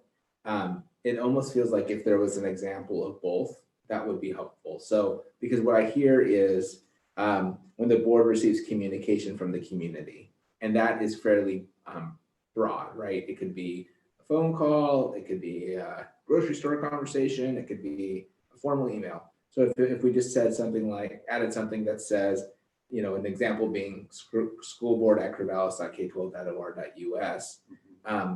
And down below in number 2, it says when a single board member receives a communication from a member of the public. And the example there could be first name dot last name at corvallis.k12.or.us. So there's like a level of distinction that this conversation has called out that isn't necessarily called out in this document, but clarifies those two different channels. Because I think it's I don't think it's as clear as it could be. And I think giving that example may be helpful. Yeah. And I would add that don't feel bad. This is a question that comes up all the time. Mhm. Sarah, sorry, your hands were up. Yeah, so and to me, the email that comes to sarah.fingermcdonald at the tail that I can never remember, is that and running into somebody at the farmer's market or, seeing somebody in public are sort of the same thing, where that person sees me and is talking to me, and I can say, well, I can't speak for the board, but this is, this is the information, this is what I think over the information I have. And so those conversations and the email that come to just me are kind of equivalent, whereas the email to the whole board is email to the governing board. And in Corvallis, we all, we don't have board members who represent individual constituencies. We all represent all of the school district. And so like if I email my member of Congress or my senator or my state representative or senator, those people are the people who've been elected to represent me. And so that's why I email them, is they're answerable to me, whereas we are all answerable to everyone in the whole district. So there's a little bit of a difference there in the roles we play. I also see this role of the board chair answering those emails. One benefit it has too potentially is to reduce staff time, because if we all got emails and we're like, what is the policy? We have a question. Hey, Lindsay, can you answer this question for us? And we all were answering emails and getting those same, having those same requests of staff to ask those questions, then staff has to respond to all of that. Whereas if, a lot of the emails that are responded to that come to the whole board are things like, this is a operational issue, this is what you should do, they're very clear cut answers. And the member of the public doesn't need to hear that from 7 of us. They need what's a very clear cut answer just from the board. And the staff also doesn't need to answer 7 of the same questions. So I think it's, there's some efficiency in how that's done too, because a lot of the emails, there's not necessarily a discussion that has to happen about what the question is that's come from the constituent. So that's just my 2 cents worth. Thanks, Sarah. Good job. Therese? And thanks for waiting, Therese. Oh, not a problem. They lightened my load because all of my points I think just got made. So I'm just gonna say yes to Sarah and yes to Vince regarding we should have the policy. Yes to Sarah about staff time, staff redundancy. And my understanding of the process was similar to Lou's, and so that got confirmed as well. I do think that it is important that, especially if our email chains are part of public record, that we have a process that we all adhere to that is clear. And so for particularly the reasons around not wasting staff time to answer and respond 7 different times. If a person wants to address me, they will address me individually. People do address us individually. And by individually, I don't mean listing all 7 of our names on one email, but they'll email me. And that is fine. But in terms of email where it is sent to everybody, regardless of whether it's addressed to the board or whether it just has all 7 of our names on it, I do treat those requests as a communication with the board. And if our policy isn't clear that that's what's happening, I would 1, suggest we make it clear, and then 2, I'll just kick the dead horse tonight of that's probably something we should make sure is very clear to the community. So when they're emailing us, are the guidelines around emailing the board stated someplace? And do they understand that they're not going to get 7 responses from people just because they sent an email to the board? I'm not sure that that is clear.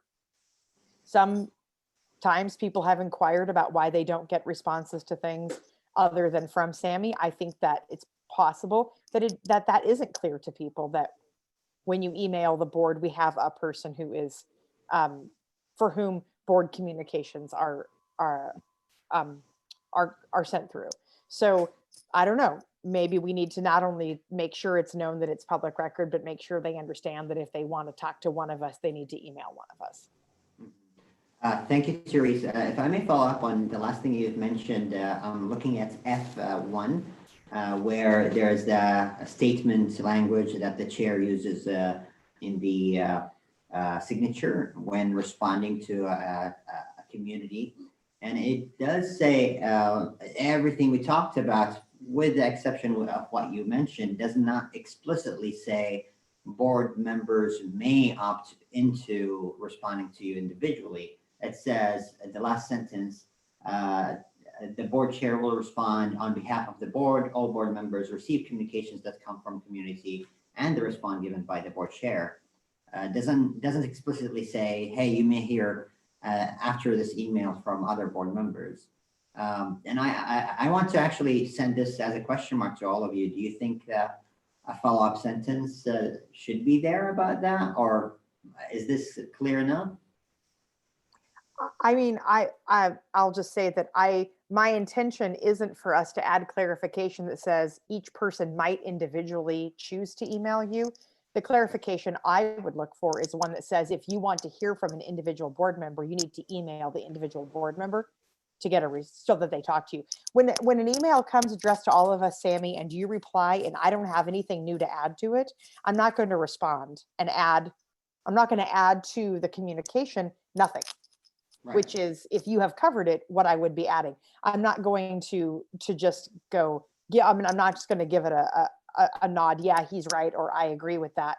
If there is something that people want to know specifically, then I think that, and they can, and sometimes they do in person, sometimes they do individually, seek out where we are on something, or they want to engage in a conversation with us specifically about something that's unique to the individual. But I would not think it a good idea to say you might hear from everyone, but instead to give a direction that if you want to hear from someone, the protocol is you email them individually. Emails sent to the board address will be responded to by the board chair. Okay, perfect. Lou?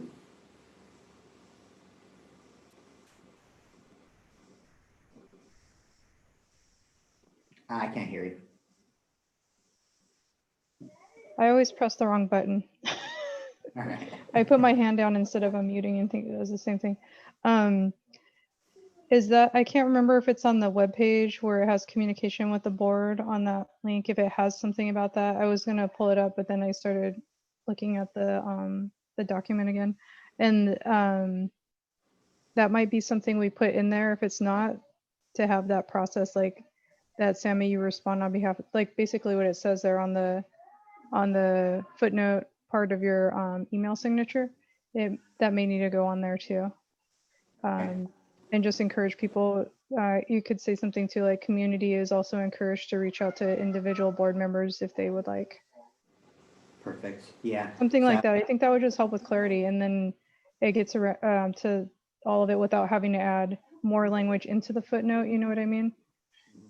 So you know, it doesn't say that. I'm on the website right now, Okay, and it says that email address will reach all of the board members. There is nothing on there about what they might expect regarding the response. So that might help clear up the confusion that if community was expecting to hear from all 7 of us, that doesn't necessarily happen. Okay.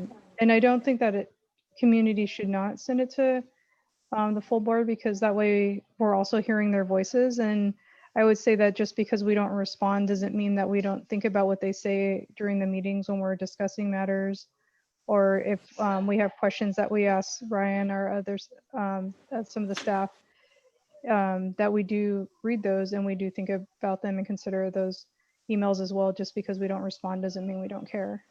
It's just like what Therese said, that we may not have anything additional to add in. Absolutely. So I'm just putting a note here while I'm looking at the website that the school board page has sub-pages, and one of the sub-pages is the working agreement with a browser-friendly version of the PDF document that we have. And also we have the Meet the Board, which usually people go to when they want to email us. So I'm thinking about referencing relevant information from the working agreements in the Meet the Board, so people know when they email us, here is what we're talking about in terms of working agreement. I have Jay and then Sarah. We may be dancing on the head of a pin in terms of a distinction, because what I think the rule we're agreeing to is after you send a response, then we can, as individuals, send a response. Clear? Right. And I think that I like Lou's suggestion that somehow a person who sends an email to the board understands that there's kind of a protocol or an agreement or a statement that says this is handled by the board chair. You'll get a response from the board chair. And then I don't think it's too bulky to say following communication, other board members may respond. I think it tells a public that does not communicate with boards on a regular basis, what should they expect? And so I just think it's one of the things we talked about in the spring was helping our communication. And I think the more you can say, here's what happens when you communicate to a board as a whole, and please don't expect comments from everybody. And leave it. I think that's really solid expectation stuff. So again, as long as you don't say, by the way, board, don't follow up Sammy's comments with any emails. I think you're still telling the board they can communicate with whoever they want to. But I think it's all about the reception that the public gets from their effort at sending an email, and they think they're sending it to individuals. I don't think they're sending it to a board as a whole. So getting back a note that says, thank you very much, this is, handled in this way, is good communication. Thank you. Sarah, then Therese, then Vince. Sarah?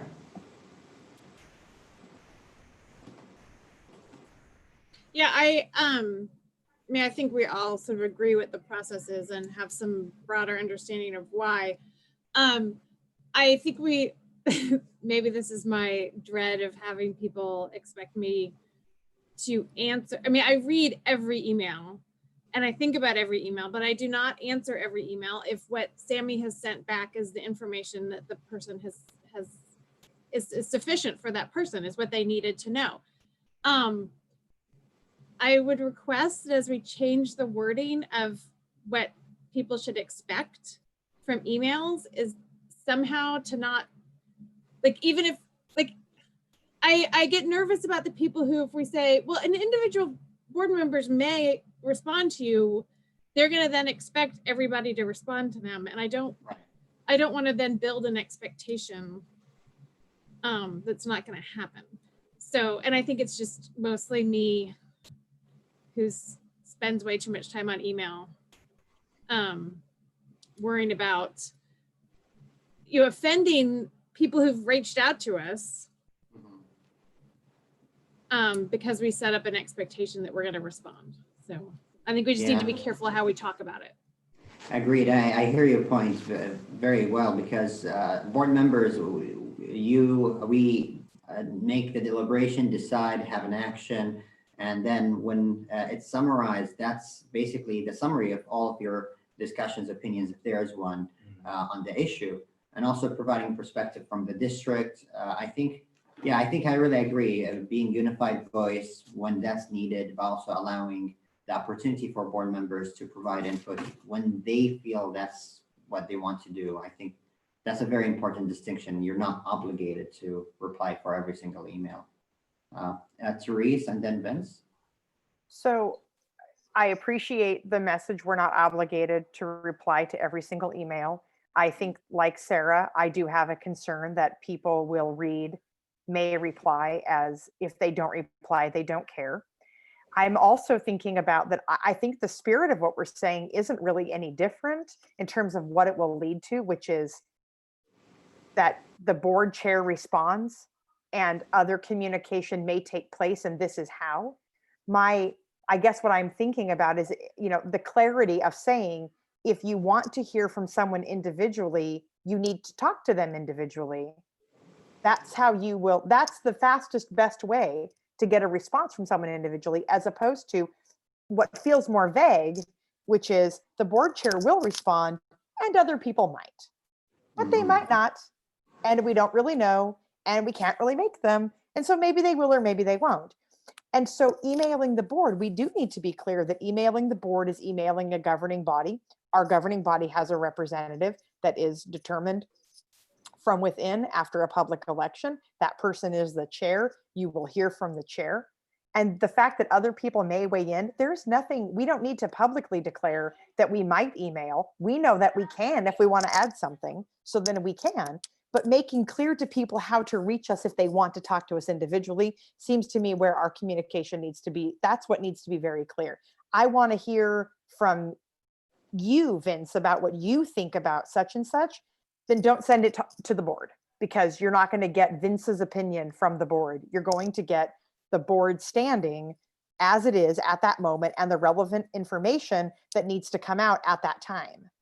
And that would be true if they want Sammy's perspective, even as the board chair. Then don't email the board, because Sammy is going to talk from as the representative of the board at that address. If you want to talk to Sammy, email Sammy.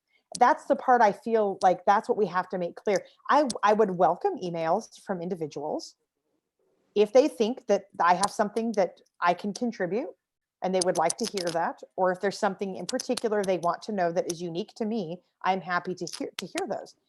And to do that, the onus needs to be on the person who wants to ask the question, not on the 7 of us to determine which emails we've received warrant taking time to make a comment beyond if we have something that we want to add.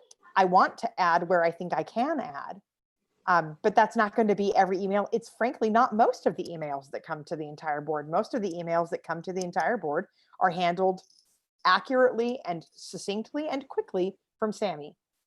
And so it's those that go beyond that we're talking about, those spaces where, and I think we are talking about people who want to know if and how they're going to hear from specific board members. So let's give them that instruction.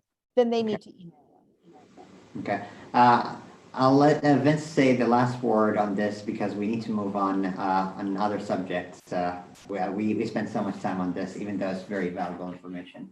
Vince? Well, then my question is apt, and it's around process. I've really appreciated this conversation, and I'm proud to serve on a board that values its correspondence with the public so highly that we would, go to these lengths to have this conversation and share our thoughts on it. But I'm curious about how we should proceed with making adjustments to and where that's going to appear, because we've talked about changing things on the website. We've talked about changing things in our norms. We've talked about changing the language that appears in the board chair's email. And so I'm just curious how that's going to get executed. Mm-hmm. If I may, I want to ask Brian. I know the acknowledgement or the board acknowledgement, sometimes it's acknowledgements of board related, but also there is some communication that happens in terms of I refer people to the district because it's district or operational matters. So I want just to ask Brian if he feels comfortable. We might discuss with staff what would be the best way to clarify, basically summarize what the board expressed in terms of clarifying the language and making sure that the people who wants to communicate with individual board members, here are the venues to do it, and really differentiate that from #board, or if they would send an email to the all board members at once. Do you feel comfortable that we send that to staff and make sure we do something that works for everybody? Yeah, I think, 2 things I've heard tonight. One is just about, from a previous conversation about emails to the board or public comment or public record.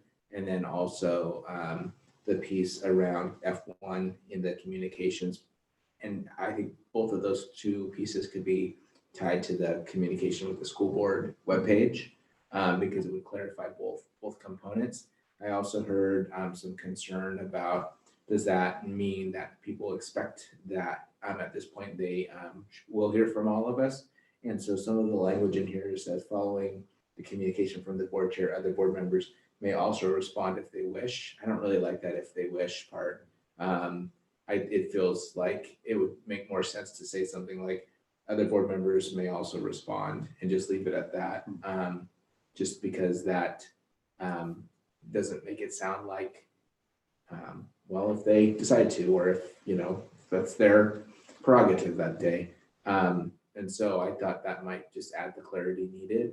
And everybody would know that up front. They could still see it in Sammy's email response to them, but knowing that before I hit send would be helpful. And again, I think it goes along with what you've all said about the desire for the public to better understand the role of the board.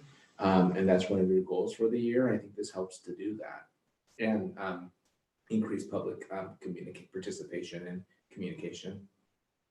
So that's the summary of what I've heard. Awesome. I see Vince and Therese. We're good. All right. So I know there's no full closure, but there is some ideas that we can send to share with Ryan. Maybe Ryan and I will come back to you with any possible modifications or things that could be reflected on the website to address what we heard. Are we okay with that? All right. Anything else on the board and superintendent's working agreement? All right. Anything the chair should be doing differently? Actually, Sammy, I do have a thought. So I think this is a great opportunity to apply the equity lens as we look at the way we process correspondence, and it's aligned with the other goal, our own other development goal for this year. So we'd be working in both channels, both communication and equity. So just applying the equity lens. I don't know what will come out of that, but I can see accessibility, reading level, language, coming up as dimensions that I would want to look at. Thank you. Thanks, Vince. Thank you for All right. bringing that up, Vince. Yeah, I really appreciate it. Anything else? See none, board norms? So we went through the similar process. So I don't feel like I necessarily need to restate it. You did the same thing. All right, board norms, any comments?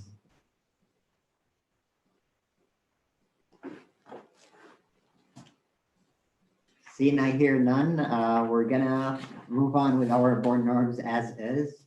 I just wanna call out what the board norms for those who are listening to us. It's really how our board is functioning, not only with the bare minimum of fulfilling the law of public meetings, but really being efficient, productive, equitable, representative of the community, mindful of staff time and staff efforts. And I really appreciate working with an amazing, talented group of board members that we are. We disagree. We try to reach consensus, but also we are comfortable with disagreements. We're comfortable with deliberation, digging deep into the data, and all of that is in our board norms, is how to really be good stewards of the district. So thank you for being good stewards of the district and following the board norms. Seeing none, anything else on that subject? Seeing none, we're gonna move forward with the board norms and come back with some suggestions or modifications about the board and superintendent working agreement. Next item is consolidated action. Would any board member would like to pull out any consolidated action for questions or comments? Please start with identifying what you want to pull out. Seeing Jay, and then Lou, and then Sarah. Sorry, I may not be on the right topic, but aren't we talking about new policies proposed at this time too? No, we're guess- only. Sorry, I'm go one ahead. step ahead, sorry. I'm negotiating.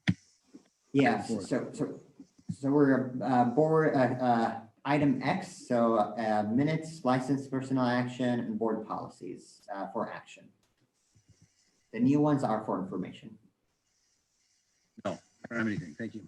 Okay, Lou, and then Sarah. I just wanted to make sure Lindsay got my edits to the minutes and if those would be included. There was a couple sets of minutes that I sent some revisions into. Okay. Ryan, would you like to tell us what we do if we have comments about it? So Lou, you sent your comments and they're not reflected in the minutes as is, right? I don't think so. If it's the same packet this is the same one that we were emailed, right? Yeah. I know at one point when I brought up minute revisions during a meeting, I was asked to email them before. And so that's why I emailed those revisions to Lindsay and just wasn't sure what happens from there. Perfect. So I'll call that out and let me ask Sarah what she wants to talk about, and then we'll go first for the minutes. Sarah? Yeah, I had a question again about the policy JEC. And we had, in the initial discussions about that policy, asked about why if I remember correctly, it was why the illegal immigration reform act was included as in the information at the end of the policy. And that the response we got was that it gave people a starting point for researching sort of the background on that policy. But I still don't understand that, because my understanding of that act is that that act initially had a amendment that was dropped that would have prohibited or allowed states to prohibit students who were undocumented from enrolling in public schools. But that amendment was not part of the final act, and that the only part of that act that deals with education deals with higher education. So if that's an act that is viewed as, or is racist, or is viewed as problematic or creating problems for some communities, why would we set that as something, as a starting point to research? And I will fully admit right now that my knowledge of that act is fairly limited, but I just didn't understand why we were setting that up as a starting point for research. Awesome. So thank you, Sarah. So we'll go first with the minutes, and thank you for giving Erica the questions so she can work on it as we talk on the response as we talk about the minutes. So we'll go minutes and then JAC. I forgot. Yeah. I got confused with the way the packet is with our new format is was hard for me to navigate a little bit. So I actually was going to ask about that one too, and also the JBN/JBA-AR (2). Is that in the same round of comments, or is that down farther? Is that information? Okay, thank you. I'm like, I couldn't remember if it was in the info or in, never mind. But if you want to write that down now, Sammy, that's for later. Got it. Awesome. So JBN dash something AR. Okay, cool. So meeting minutes. I think we have some clarifying questions about it, right? Yeah. So I know that Lou, you sent some input to Lindsay on it for modification, and you did that because of what Julie had asked you to do prior, right? That's kind of a summary. Yes, that's exactly why. Okay, thanks. And then so I'm just wondering if the best way to go about it is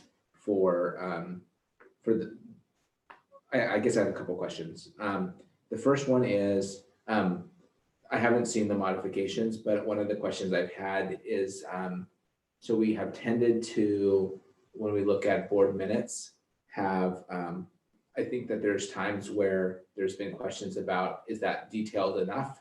And other times when the question becomes, is it too detailed? And so one of the things that we've tended to do has been kind of maintain sort of this balance between those two things. And so I'm not necessarily, because I haven't read through it, I don't know that they're overly detailed, but I'm just wondering about that as questions come up about minutes. If that's a conversation we need to have as a board, and if this is a good example of one of those times. Again, I think it kind of goes in the spirit of talking about norms and working agreements. And so I'm curious if that's not necessarily a good conversation for us to have. So is that okay? Well, one of them, the modifications is like really needs to be fixed because it said I was absent and I was there.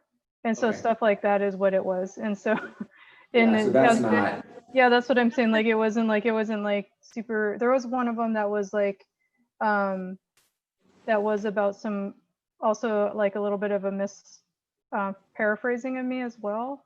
And so, Okay. and I had a question about minutes too. And so there was like, it's just like that some of it, I said it, I can bring it up at the meeting too, but like, I'll just tell that way everybody knows what we're voting on. On 5.8, I was present, not excused. And I don't know if I was like tardy and that's what was excused, because the minutes later say like I had comments. And so I was clearly there. And Yeah, so that was for just sure. a discrepancy on like what I was Totally. excused for. And then, that's an easy one. yeah, and then I didn't know if we tracked follow-up questions for public comments or not. And like if we ask follow-up questions, if those were included, and I just asked like why they're not included. And I guess that's a discussion question we don't have to talk about now, I would say, but I've seen both happen. And so I just wanted to know which one we do. And I know several of us asked follow-up questions on the June 11th meeting, and that's where there was no mention of those. And it just seems like if we, even if it said board members had follow-up questions, it doesn't have to have what we said, but just to show that there was engagement is more what it was. And then it says,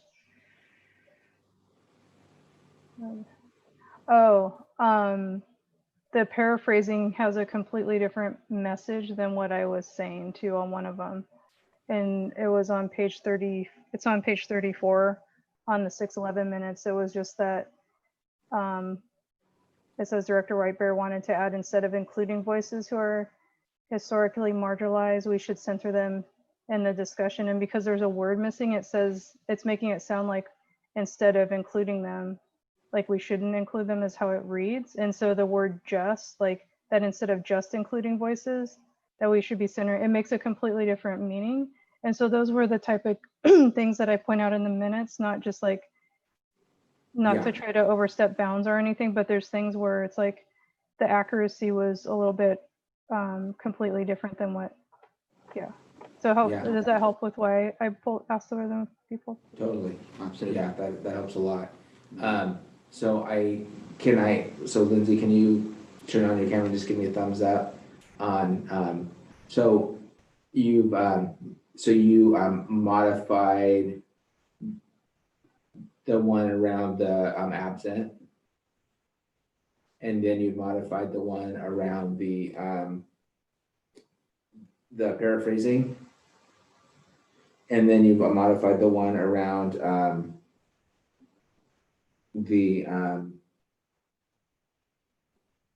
so the only one left is really the follow-up questions, is that right? Mhm. Okay, so I'm wondering, Lou, if it's okay if we pull that, or to the board, I guess, can we pull that?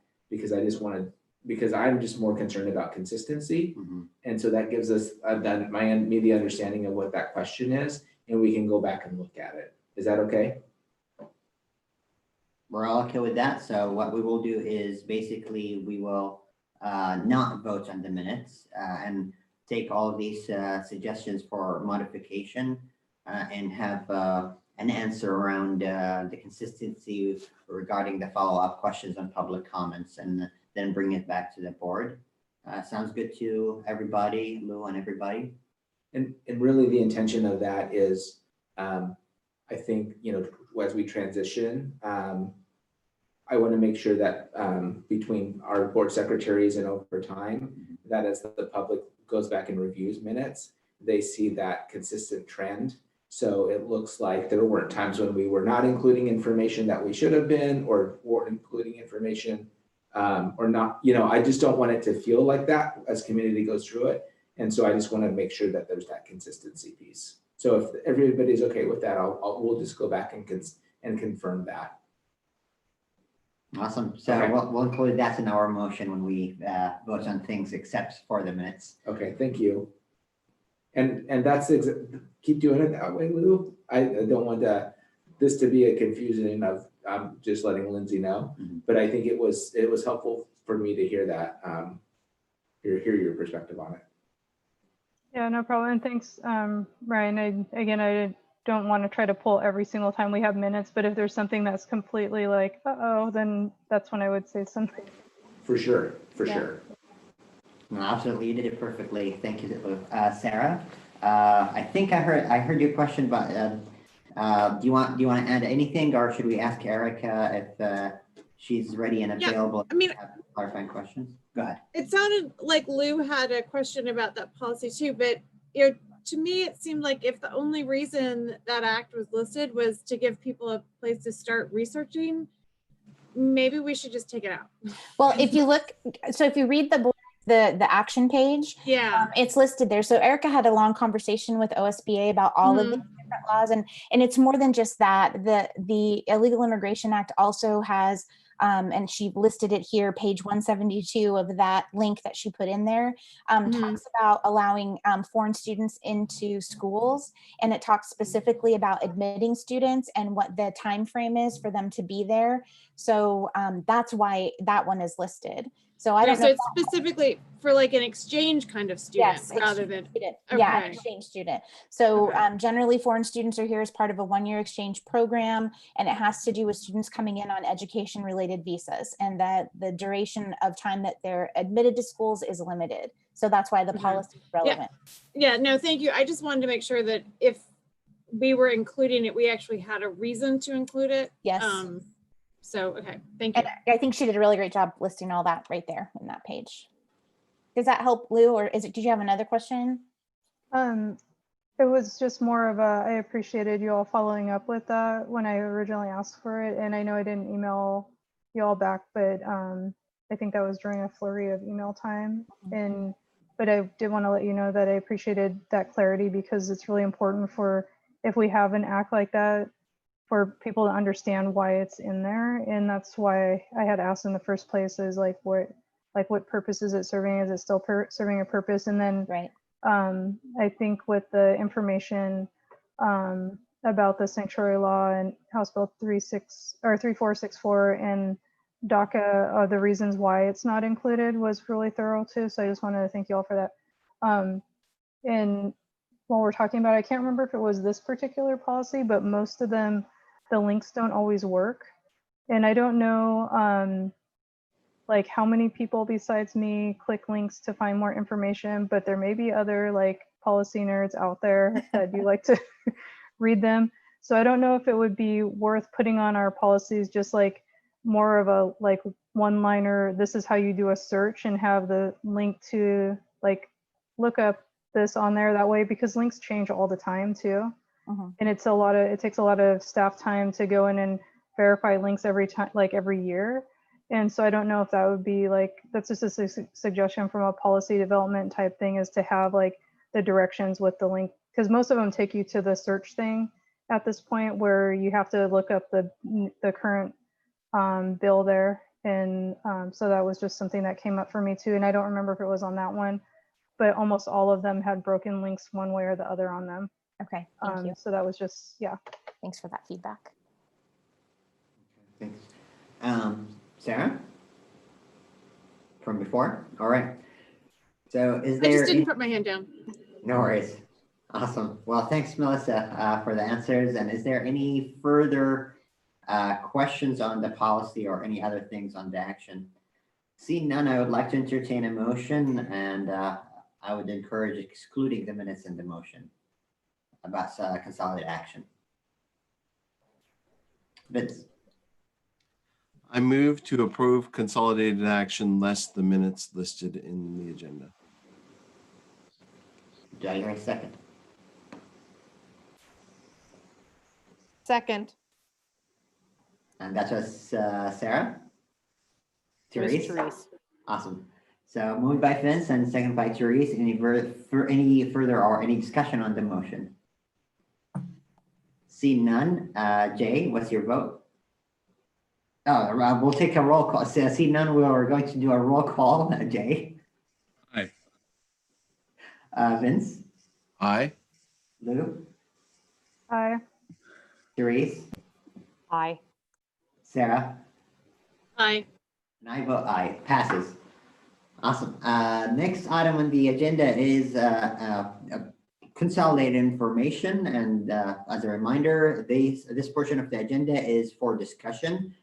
There is no decision at this point of time.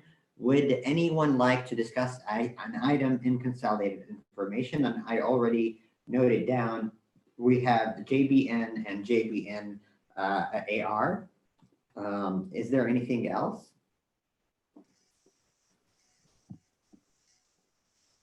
Vince from earlier or? Okay, we're good. So. Yes. Oh, yes, go ahead. What do you have? So I just want to give feedback, and this is just, maybe it's me learning the platform, but, and this is for Olivia, if you're there, it's the financials and being able to read the financials in Board Book Premier, and particularly when a page is in landscape. So the general fund report that we get in our unaudited financials every month, it's just challenging. And that's the feedback I'm going to give. I can navigate it, but I had to have it on a big screen to get it to the size that my eyes could see. So I don't know if I know that she put a lot of work into developing that the format for that page years ago. And now I'm complaining about it. So I feel badly bringing it up, but it's just hard to read. I'm not really happy with the Premiere platform, so I just am complaining.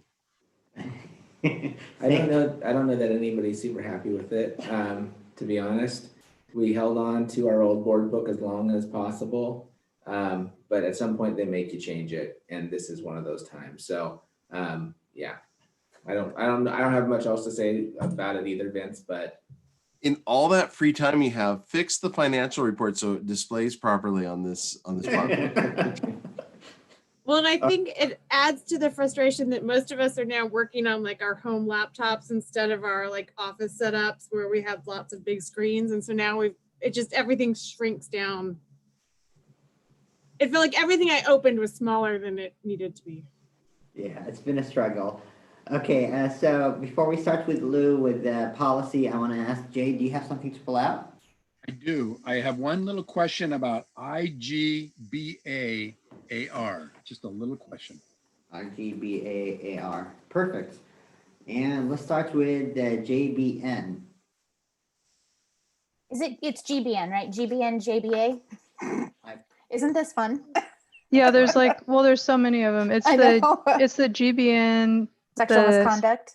Yeah, Okay. it's on page 88 of the big packet. Okay. I wrote it Gotcha. down. It's the parentheses 2. I forgot to ask for JHH too, Sammy. Sounds good. JHH. Okay. Yeah. And so for this one, I was trying to get to that page. Hold on a second. AR parentheses 2.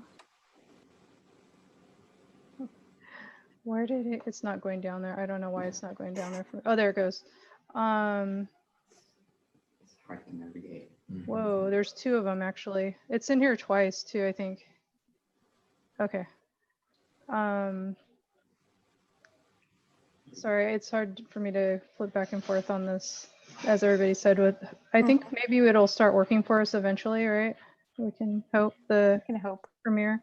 Okay, so under dismissal of a former complaint, I had a couple questions about number 2 and 3. For the dismissal, if it did not occur in the district's education program or activity, am I reading this right? That stuff would be dismissed if it's not during something that was sponsored by the district, basically. And I had a question of what would happen if that harassment was coming through district email, but it wasn't during work hours, and would it still be covered? And that's what that one is. And then the other one is number 3, did not occur against a person in the United States. Am I wrong or am I right in that the language, the DLI students go on trips sometimes? They do go on trips. So we're talking about like international trips. Yeah. Yeah, that's not happening as much as it has in years past, I think. Okay. Yeah. Okay, yeah, so that's where that question was, because of knowing about like international trips, and I know they can't do them now, and I don't know if Yeah. it'll come back, but that was if they were on a trip like that, because it's in there, it would, if it occurred when they were outside the United States, that this policy wouldn't be in effect, and that was a little bit of a concern for me. Yeah. That doesn't seem right, only based on the training that we had from our lawyer, because I know they gave us like all kinds of times when we have to respond, and we have to respond when it occurred in a school's education program or activity. So if it's a school sponsored field trip, we would have to respond because that's under our purview. That's my understanding of it. Yeah. Okay, so it's still, okay, so it kind of contradicts itself though a little bit, because it's a school-sponsored activity if it's outside the United States. So those two don't align, is I guess what I was getting at. Okay. And then the other part was like if it's through a district email, or even the students' emails through the district, because is that counting as a district program because it's the email? We talked about this with Brian, I think, didn't we, Ryan? Like, because that had to do with like that kind of like cyberbullying piece of it. And my understanding is yes, that it does. That's my understanding too. Mhm. That it counts as an education program. Is there any way that can have a little bit of clarity? Because I can see this being read by somebody that wants a case dropped and looking for any loophole possible. Okay. And so that's where those questions are coming from. Like, I would hate for somebody's case to get dismissed because they can be like, well, it's technically not an education program or activity. You know what I mean? So that's where that question was coming from. So Erica, Erica, are you listening, and you knowing exactly where these points are? Yes, I am. And one thing that I would like to point out is on number 2, there's some subscript that clarifies that a little bit. And so it does say that the educational program or activity includes locations, events, or circumstances over which the district exercise substantial control over both respondent and the respondent and the context in which sexual harassment occurs. And so there's that nexus and an additional explanation for what the educational program is.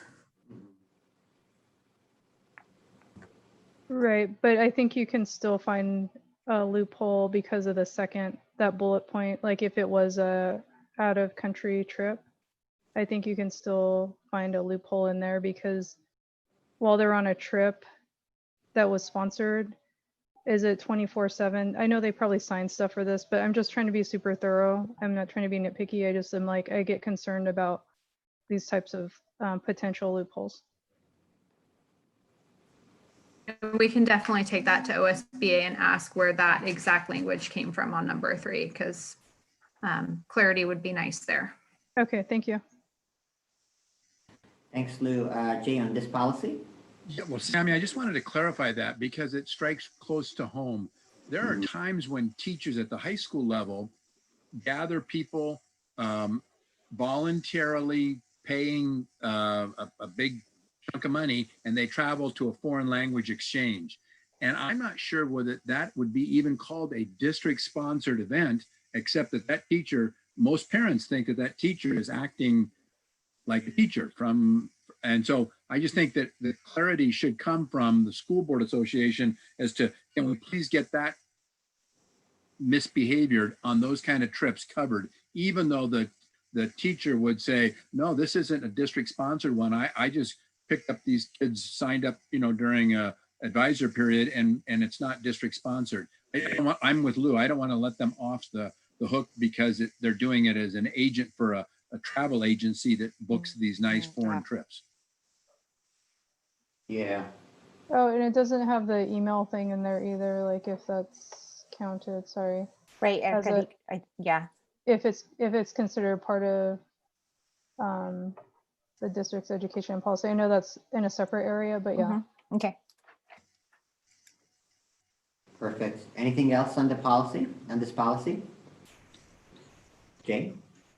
I have a fundamental question, and so I need somebody to step back and give me the picture. What I read there are two sets of policies and procedures. I tried to read and clarify. One is a state-based one is a Title IX based one. And then there's a note in there that says this is urgent. We need to get this enacted because it went into effect in August. So are we asking the board to elect to follow one set of procedures versus another? I'm trying to understand the big picture context because, to get back to my bottom line question, the procedures of a staff member or a student who is a respondent, somebody being accused of doing something wrong, I just want to be really clear as to what processes are supposed to be followed. And they're very complex policies, and I don't think I could tell someone right now what the rules are. So can you clarify for me, Melissa? Or, I'm not even sure I want to stop and wait for 2 weeks and then vote on it. Well, we did a 3-hour training, so I'll do my best in this few minutes to kind of give it to you. But so with regard to responding, the respondent doesn't get to determine if this is going to be dismissed. That's something that Jennifer just was letting me know, just to make sure to clarify that with everybody in case that is something there. And Erica can also help speak to this, but there are two strands. There's like the AR1 you're seeing is for a complaint that we would run under Oregon. And then there's the federal Title IX complaint also. Our training was about all of it, and basically making sure that we were running all of these complaints through HR and through Jennifer, who's our Title IX person, so that we can make sure and cover all those bases. And Erica was saying something earlier about sometimes investigations have to run concurrently with, if it meets those two, right, Erica, those two criteria? Right, so there's actually two separate definitions, unfortunately, for sexual harassment. There's an Oregon definition and there's a federal definition for sexual harassment. So depending on what form of harassment occurs, we have to decide whether that harassment falls under the Oregon definition, or the federal definition. Right. Sometimes it falls under both definitions, in which case we would be doing AR1 for the Oregon part and AR2 for the federal part. And so really, the training that we had from our legal team was giving us information about how to identify whether it falls under the Oregon definition or the federal definition. And again, some of these will run concurrently, and there would be two investigations if the sexual misconduct qualifies for both definitions. Okay, so to follow up then, my concern is for clarity when a student or a staff member, faculty member gets accused of something. I'm with Lou back at the beginning about we don't want to create areas for loopholes and misunderstandings. And so I was really frustrated with, this is very complex lawyer kind of stuff that is just full of loopholes if we don't do a good job of trying to boil it down and get clear. So my easy example includes things like, under the federal process, it's a lot clearer to me about who has the right to ask for questions to be asked of the person that is filing a complaint and so on. That seemed to be clear versus not so clear in the state process. And I'm just raising red flags saying, is there a way we could decide to go with one that's a little clearer and or not? I mean, I just feel like this is just a big can of worms. So Jay, you asked for like the kind of broader perspective on this. Thank you. Broader perspective on this is that Title IX was changed dramatically by the Federal Department of Education over the last year. It was not developed in a way to make things easier for those who are victims, and it's convoluted intentionally. See, so can I respond?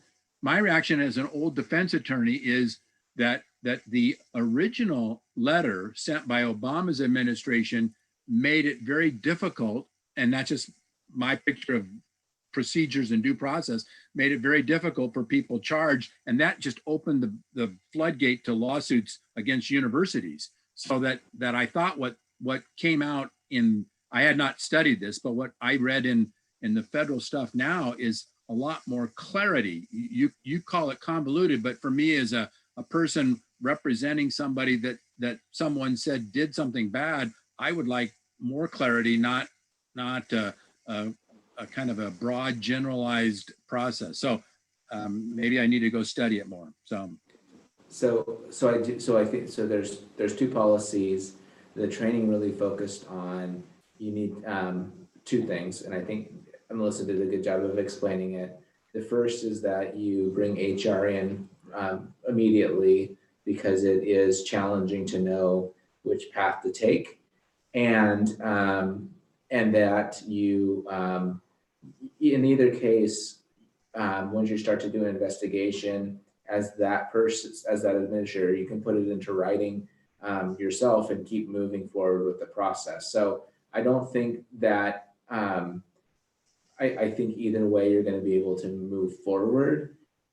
Some of the challenges become like what the procedural process looks like.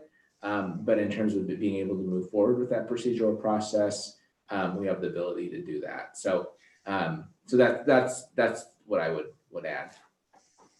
do you have any more thoughts on what is convoluted about it now? I mean, give me some wisdom there. Title IX adjustments.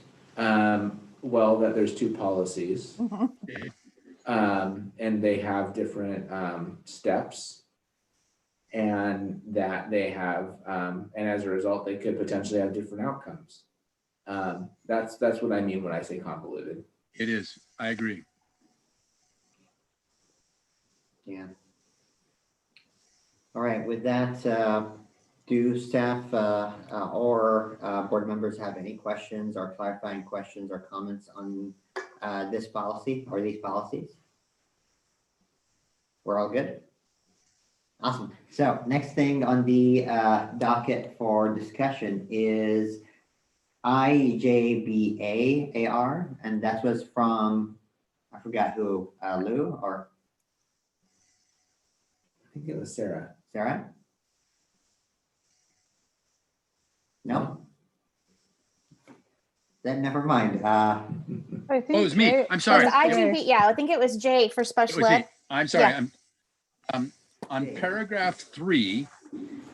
There's a listing of things and then or is taken out.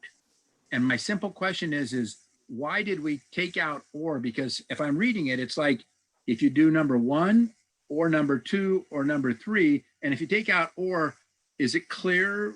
I don't understand why we changed it. So under point number 3, the district Paragraph conducts, the district conducts the initial evaluation. And Uh-huh. then letter B, it's or is still there. Oh, It's just Okay. highlighted as something we added. thank you. Uh-huh. Cool. Next thing, any further questions on the policy? Seeing none, we have JHH, and I believe that's Lou, correct? Awesome. Yeah, I'm trying to find it really quick. Okay. And he's like, fingers crossed. I know there's so many pages. Okay, on page Maybe 130, 20% on page 138, it's on the, it's really the questions for review for the board. Okay. I had a question about the response in, let's see, on number 2, or just in general. The post-pension process? Yeah, Okay. and it's the,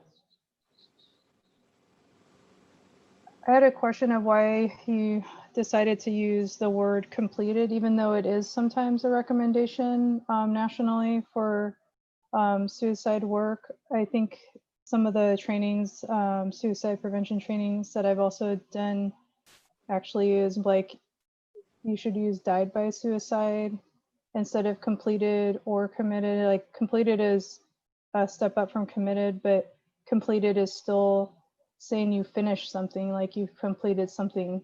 And it's, and that was how it was described in that training, even though I know like there's some national recommendations around that as well. I was just more curious because died by suicide is also in the recommendations.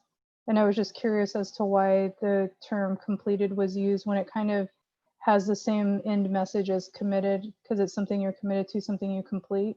And so that's where my curiosity around the rationale was. So I don't have an answer to that, but I will talk to Chris Hawkins and Joe Lycum. But Ryan, I don't know Ryan, if Ryan has an answer, but I can ask them and bring that back to everybody.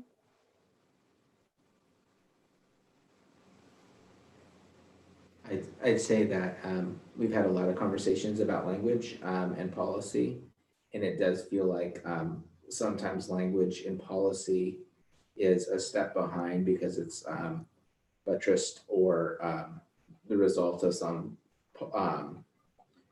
law that is probably has been around for a little while as well. And so I do feel like language and policy is often a step behind. And I don't think that that's the intention of OSBA necessarily. I think it's just the result of what rules and policies guide. That's generally speaking. In this case, I don't know why the language would be completed rather than died by suicide. I think that's I think that's good feedback for the person who wrote the policy in this case to understand and hear. Right, and as you know, this is like that. Oh, sorry. Oh yeah, I was like, as you know, this is a really close to home conversation for me. Yeah. And so that's just understanding the impacts of it personally, and also understanding why the language originally people didn't want it to sound so like so extreme by saying died by suicide, but understanding the importance of saying like this is a death. It's not something you've completed. It's not something you've achieved or committed to. You know what I mean? Mm-hmm. And so those words that's why like personally and like through this position even, like I would recommend using that suggested language, which is on the national guidelines of suggested language use, instead of completed if it's possible, just because it's a step up preventative type language. Mm-hmm.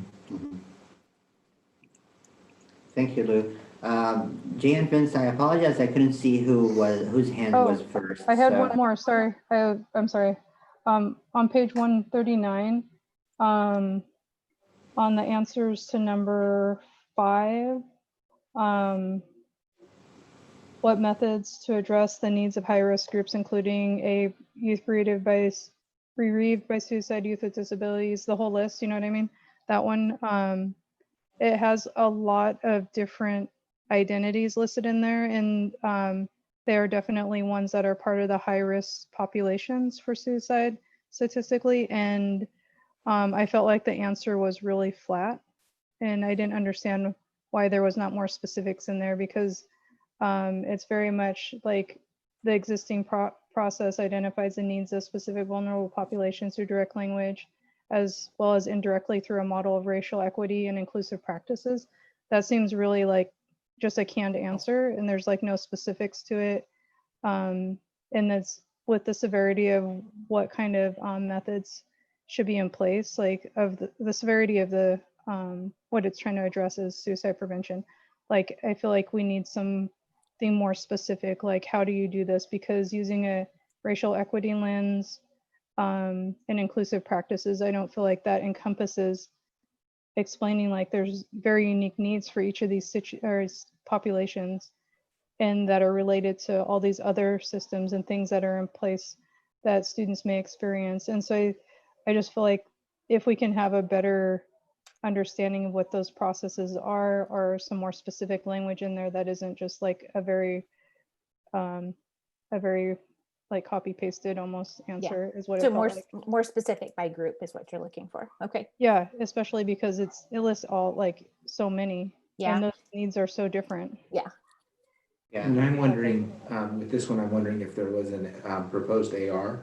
There is not. I don't think there okay. is. Yeah, Erica was saying that there wasn't an AR, right, Erica? Correct. There is not an AR at this time. ODE is working on some guidance for schools on what the prevention program needs to look like.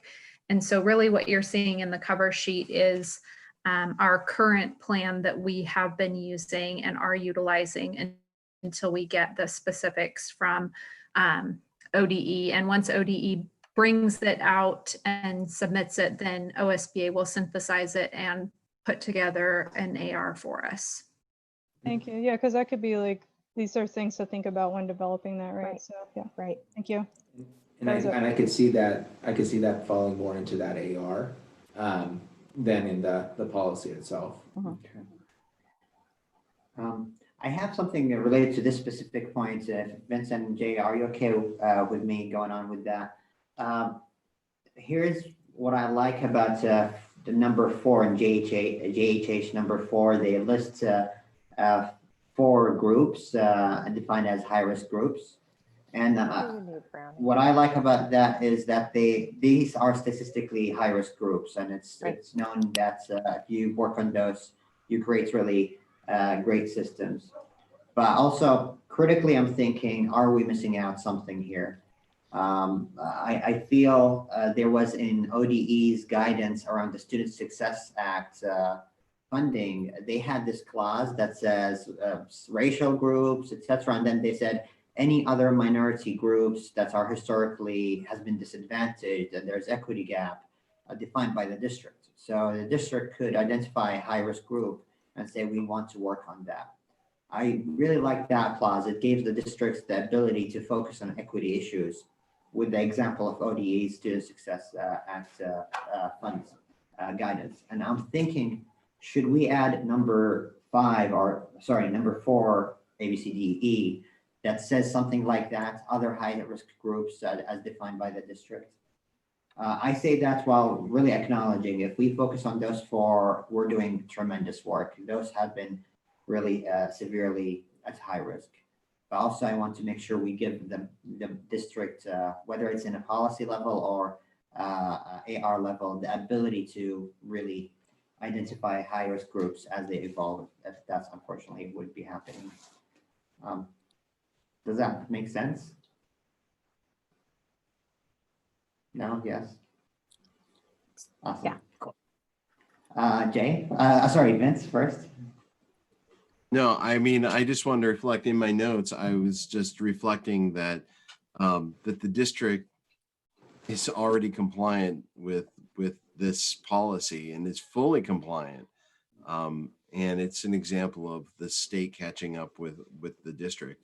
And I think that the conversation that's ensuing here, which is very nuanced, really is emblematic of where this school district is at in addressing this particular phenomenon. I only had the comment that I wanted to share. It's just very impressive. Thanks, Vince. Jay? I agree with what Vince just said. I thought I was reading our own stuff as we were working it. I want to drop back, sorry for beating a dead horse. Melissa, would you clarify regarding sexual harassment, is the state-based one something that we have any control over in terms of the process to follow? I mean, I feel like we're being told by 2 different bodies, here's how you shall conduct it. And there's no point in us fighting it. It's just that we have, am I thinking, I mean, you're on the right track. We have practice that we have to put into place. And if one doesn't qualify, we follow the Oregon procedure. And if it's the other one, then we follow both. So we really don't have a lot of leeway there. oh, I mean, Sorry. there's no point in saying, let's move all of these over onto this side to make it clear for administrators how to do it. The answer is it starts at the initial definition. So Right. I'm not going to spend any more extra time worrying about it if we Okay. have. Okay, thank you. All right. Any other questions? Was there any policy that I missed capturing? I think we did address all board members' comments for information purposes. So with that, we'll move, unless there's any objections, we'll move forward with financial statements. Is there any questions on financial statements? I just had my complaint at the beginning. Since you mentioned it, I found a really good way to view the PDF separately. There is this viewer online when you go to the Premiere viewer, and they have a projector and agenda. If you click on the agenda, I found that there's a way for you to zoom in and zoom out for the PDFs. So maybe I can make a tutorial, but it's true. I think that was really much better than anything else that I found. So you go to the meeting, then there's agenda projector, click on the agenda, not the projector, and then you can click on the left for the documents. Still confusing, going back and forth between different documents. I don't, Sammy, can you take a screenshot of that? I can't picture what you're talking about. Yeah, actually, let me make sure I have a clean screen here before I share my screen, if that's okay. And I think I can share my screen here. Never mind. Here we go.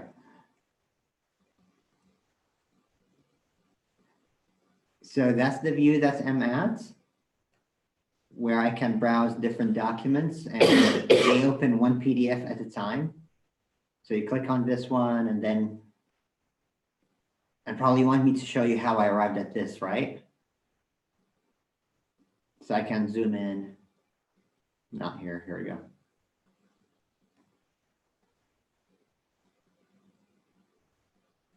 And the way I reached, sorry. I found that too, but you still, I mean, even if you zoom in, you still don't have the ability to really see it on a screen the same way we did. So I think we're gonna all just have to adjust how we do things.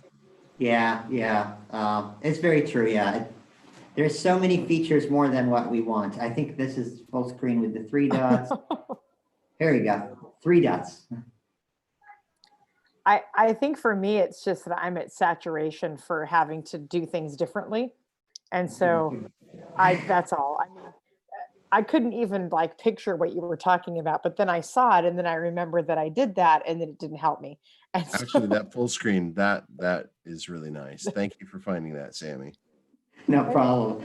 It's the worst time to learn something new. I don't know how you even got to the links though. That's where I was like, mine doesn't have links when I log into Premiere, so.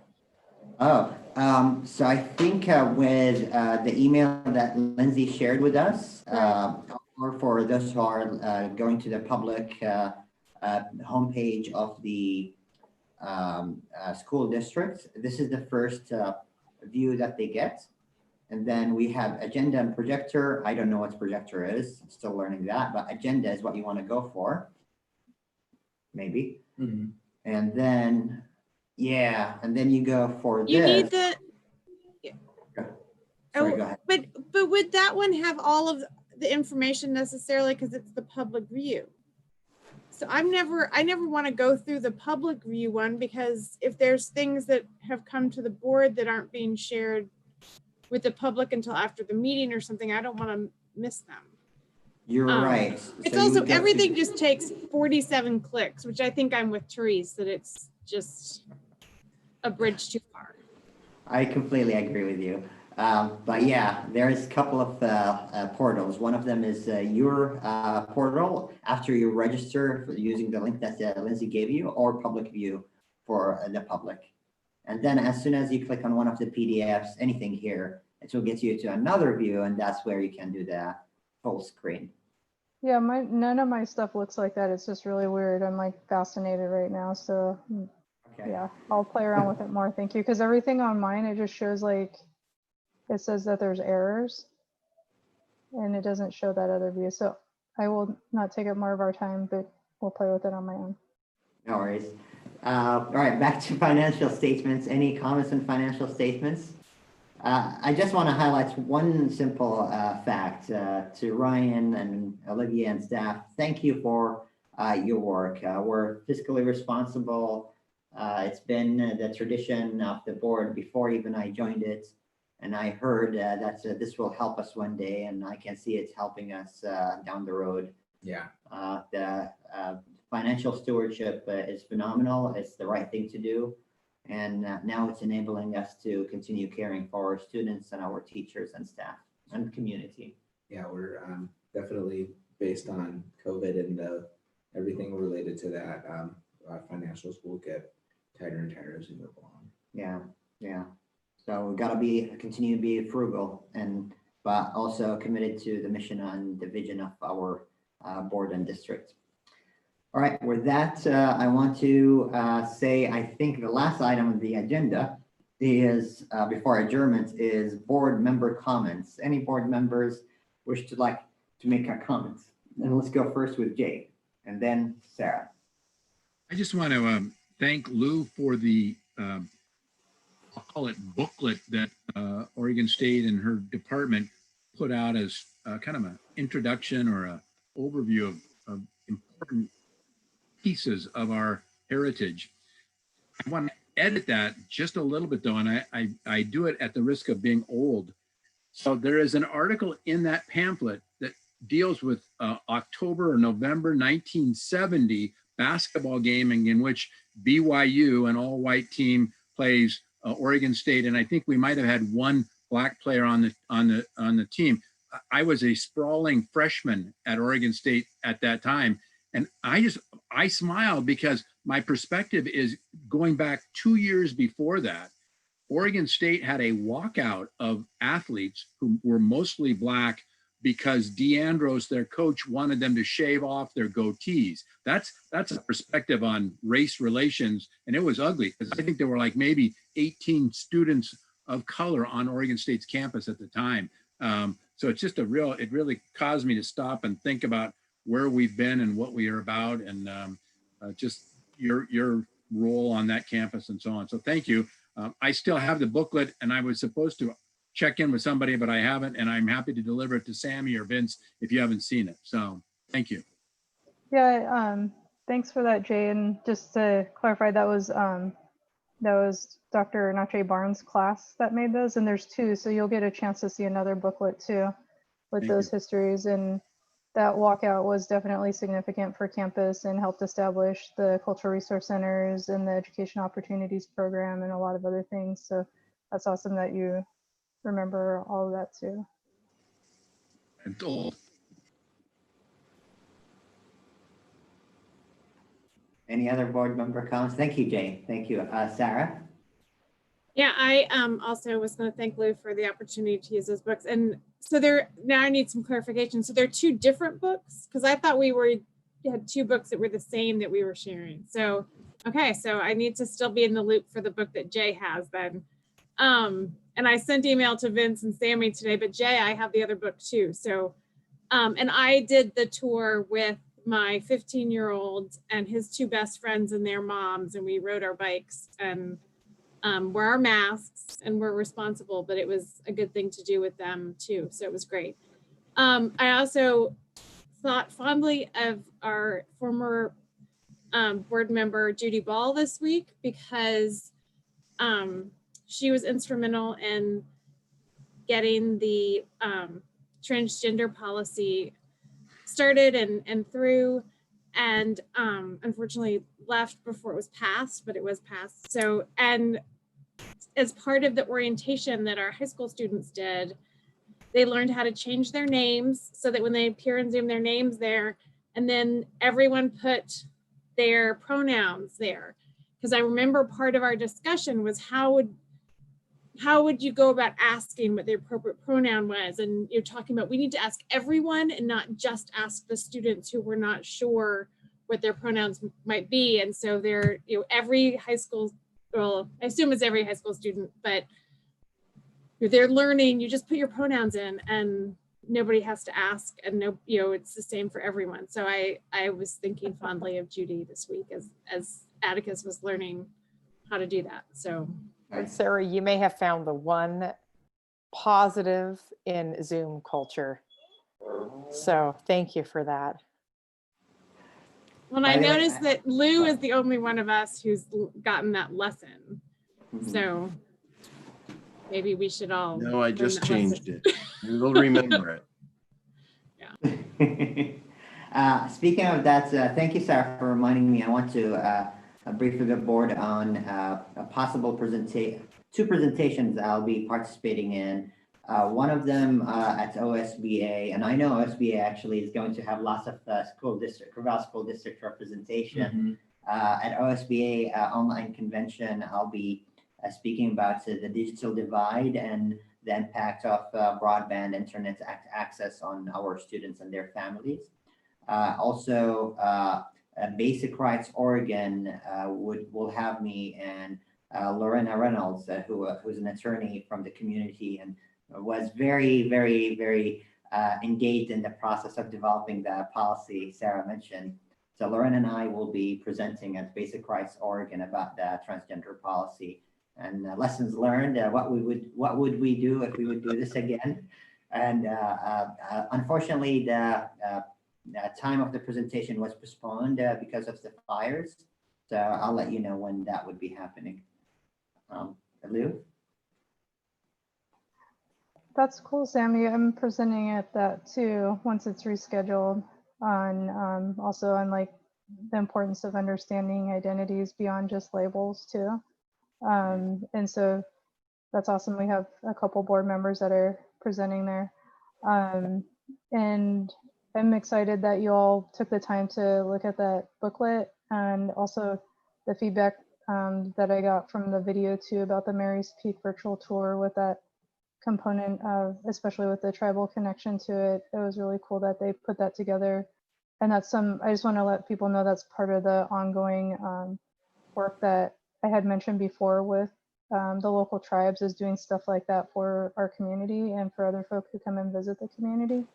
And kind of wanted to highlight that a little bit more. But one of the things you said, Sarah, that reminded me that I didn't say earlier in the appreciation, because I'm just like so excited about like the lovingness that came through from the staff, that I failed to mention this, but I was like talking to my 9th grader who is new in high school about how awesome it was to have a teacher call and use they pronouns until I referred to her as she.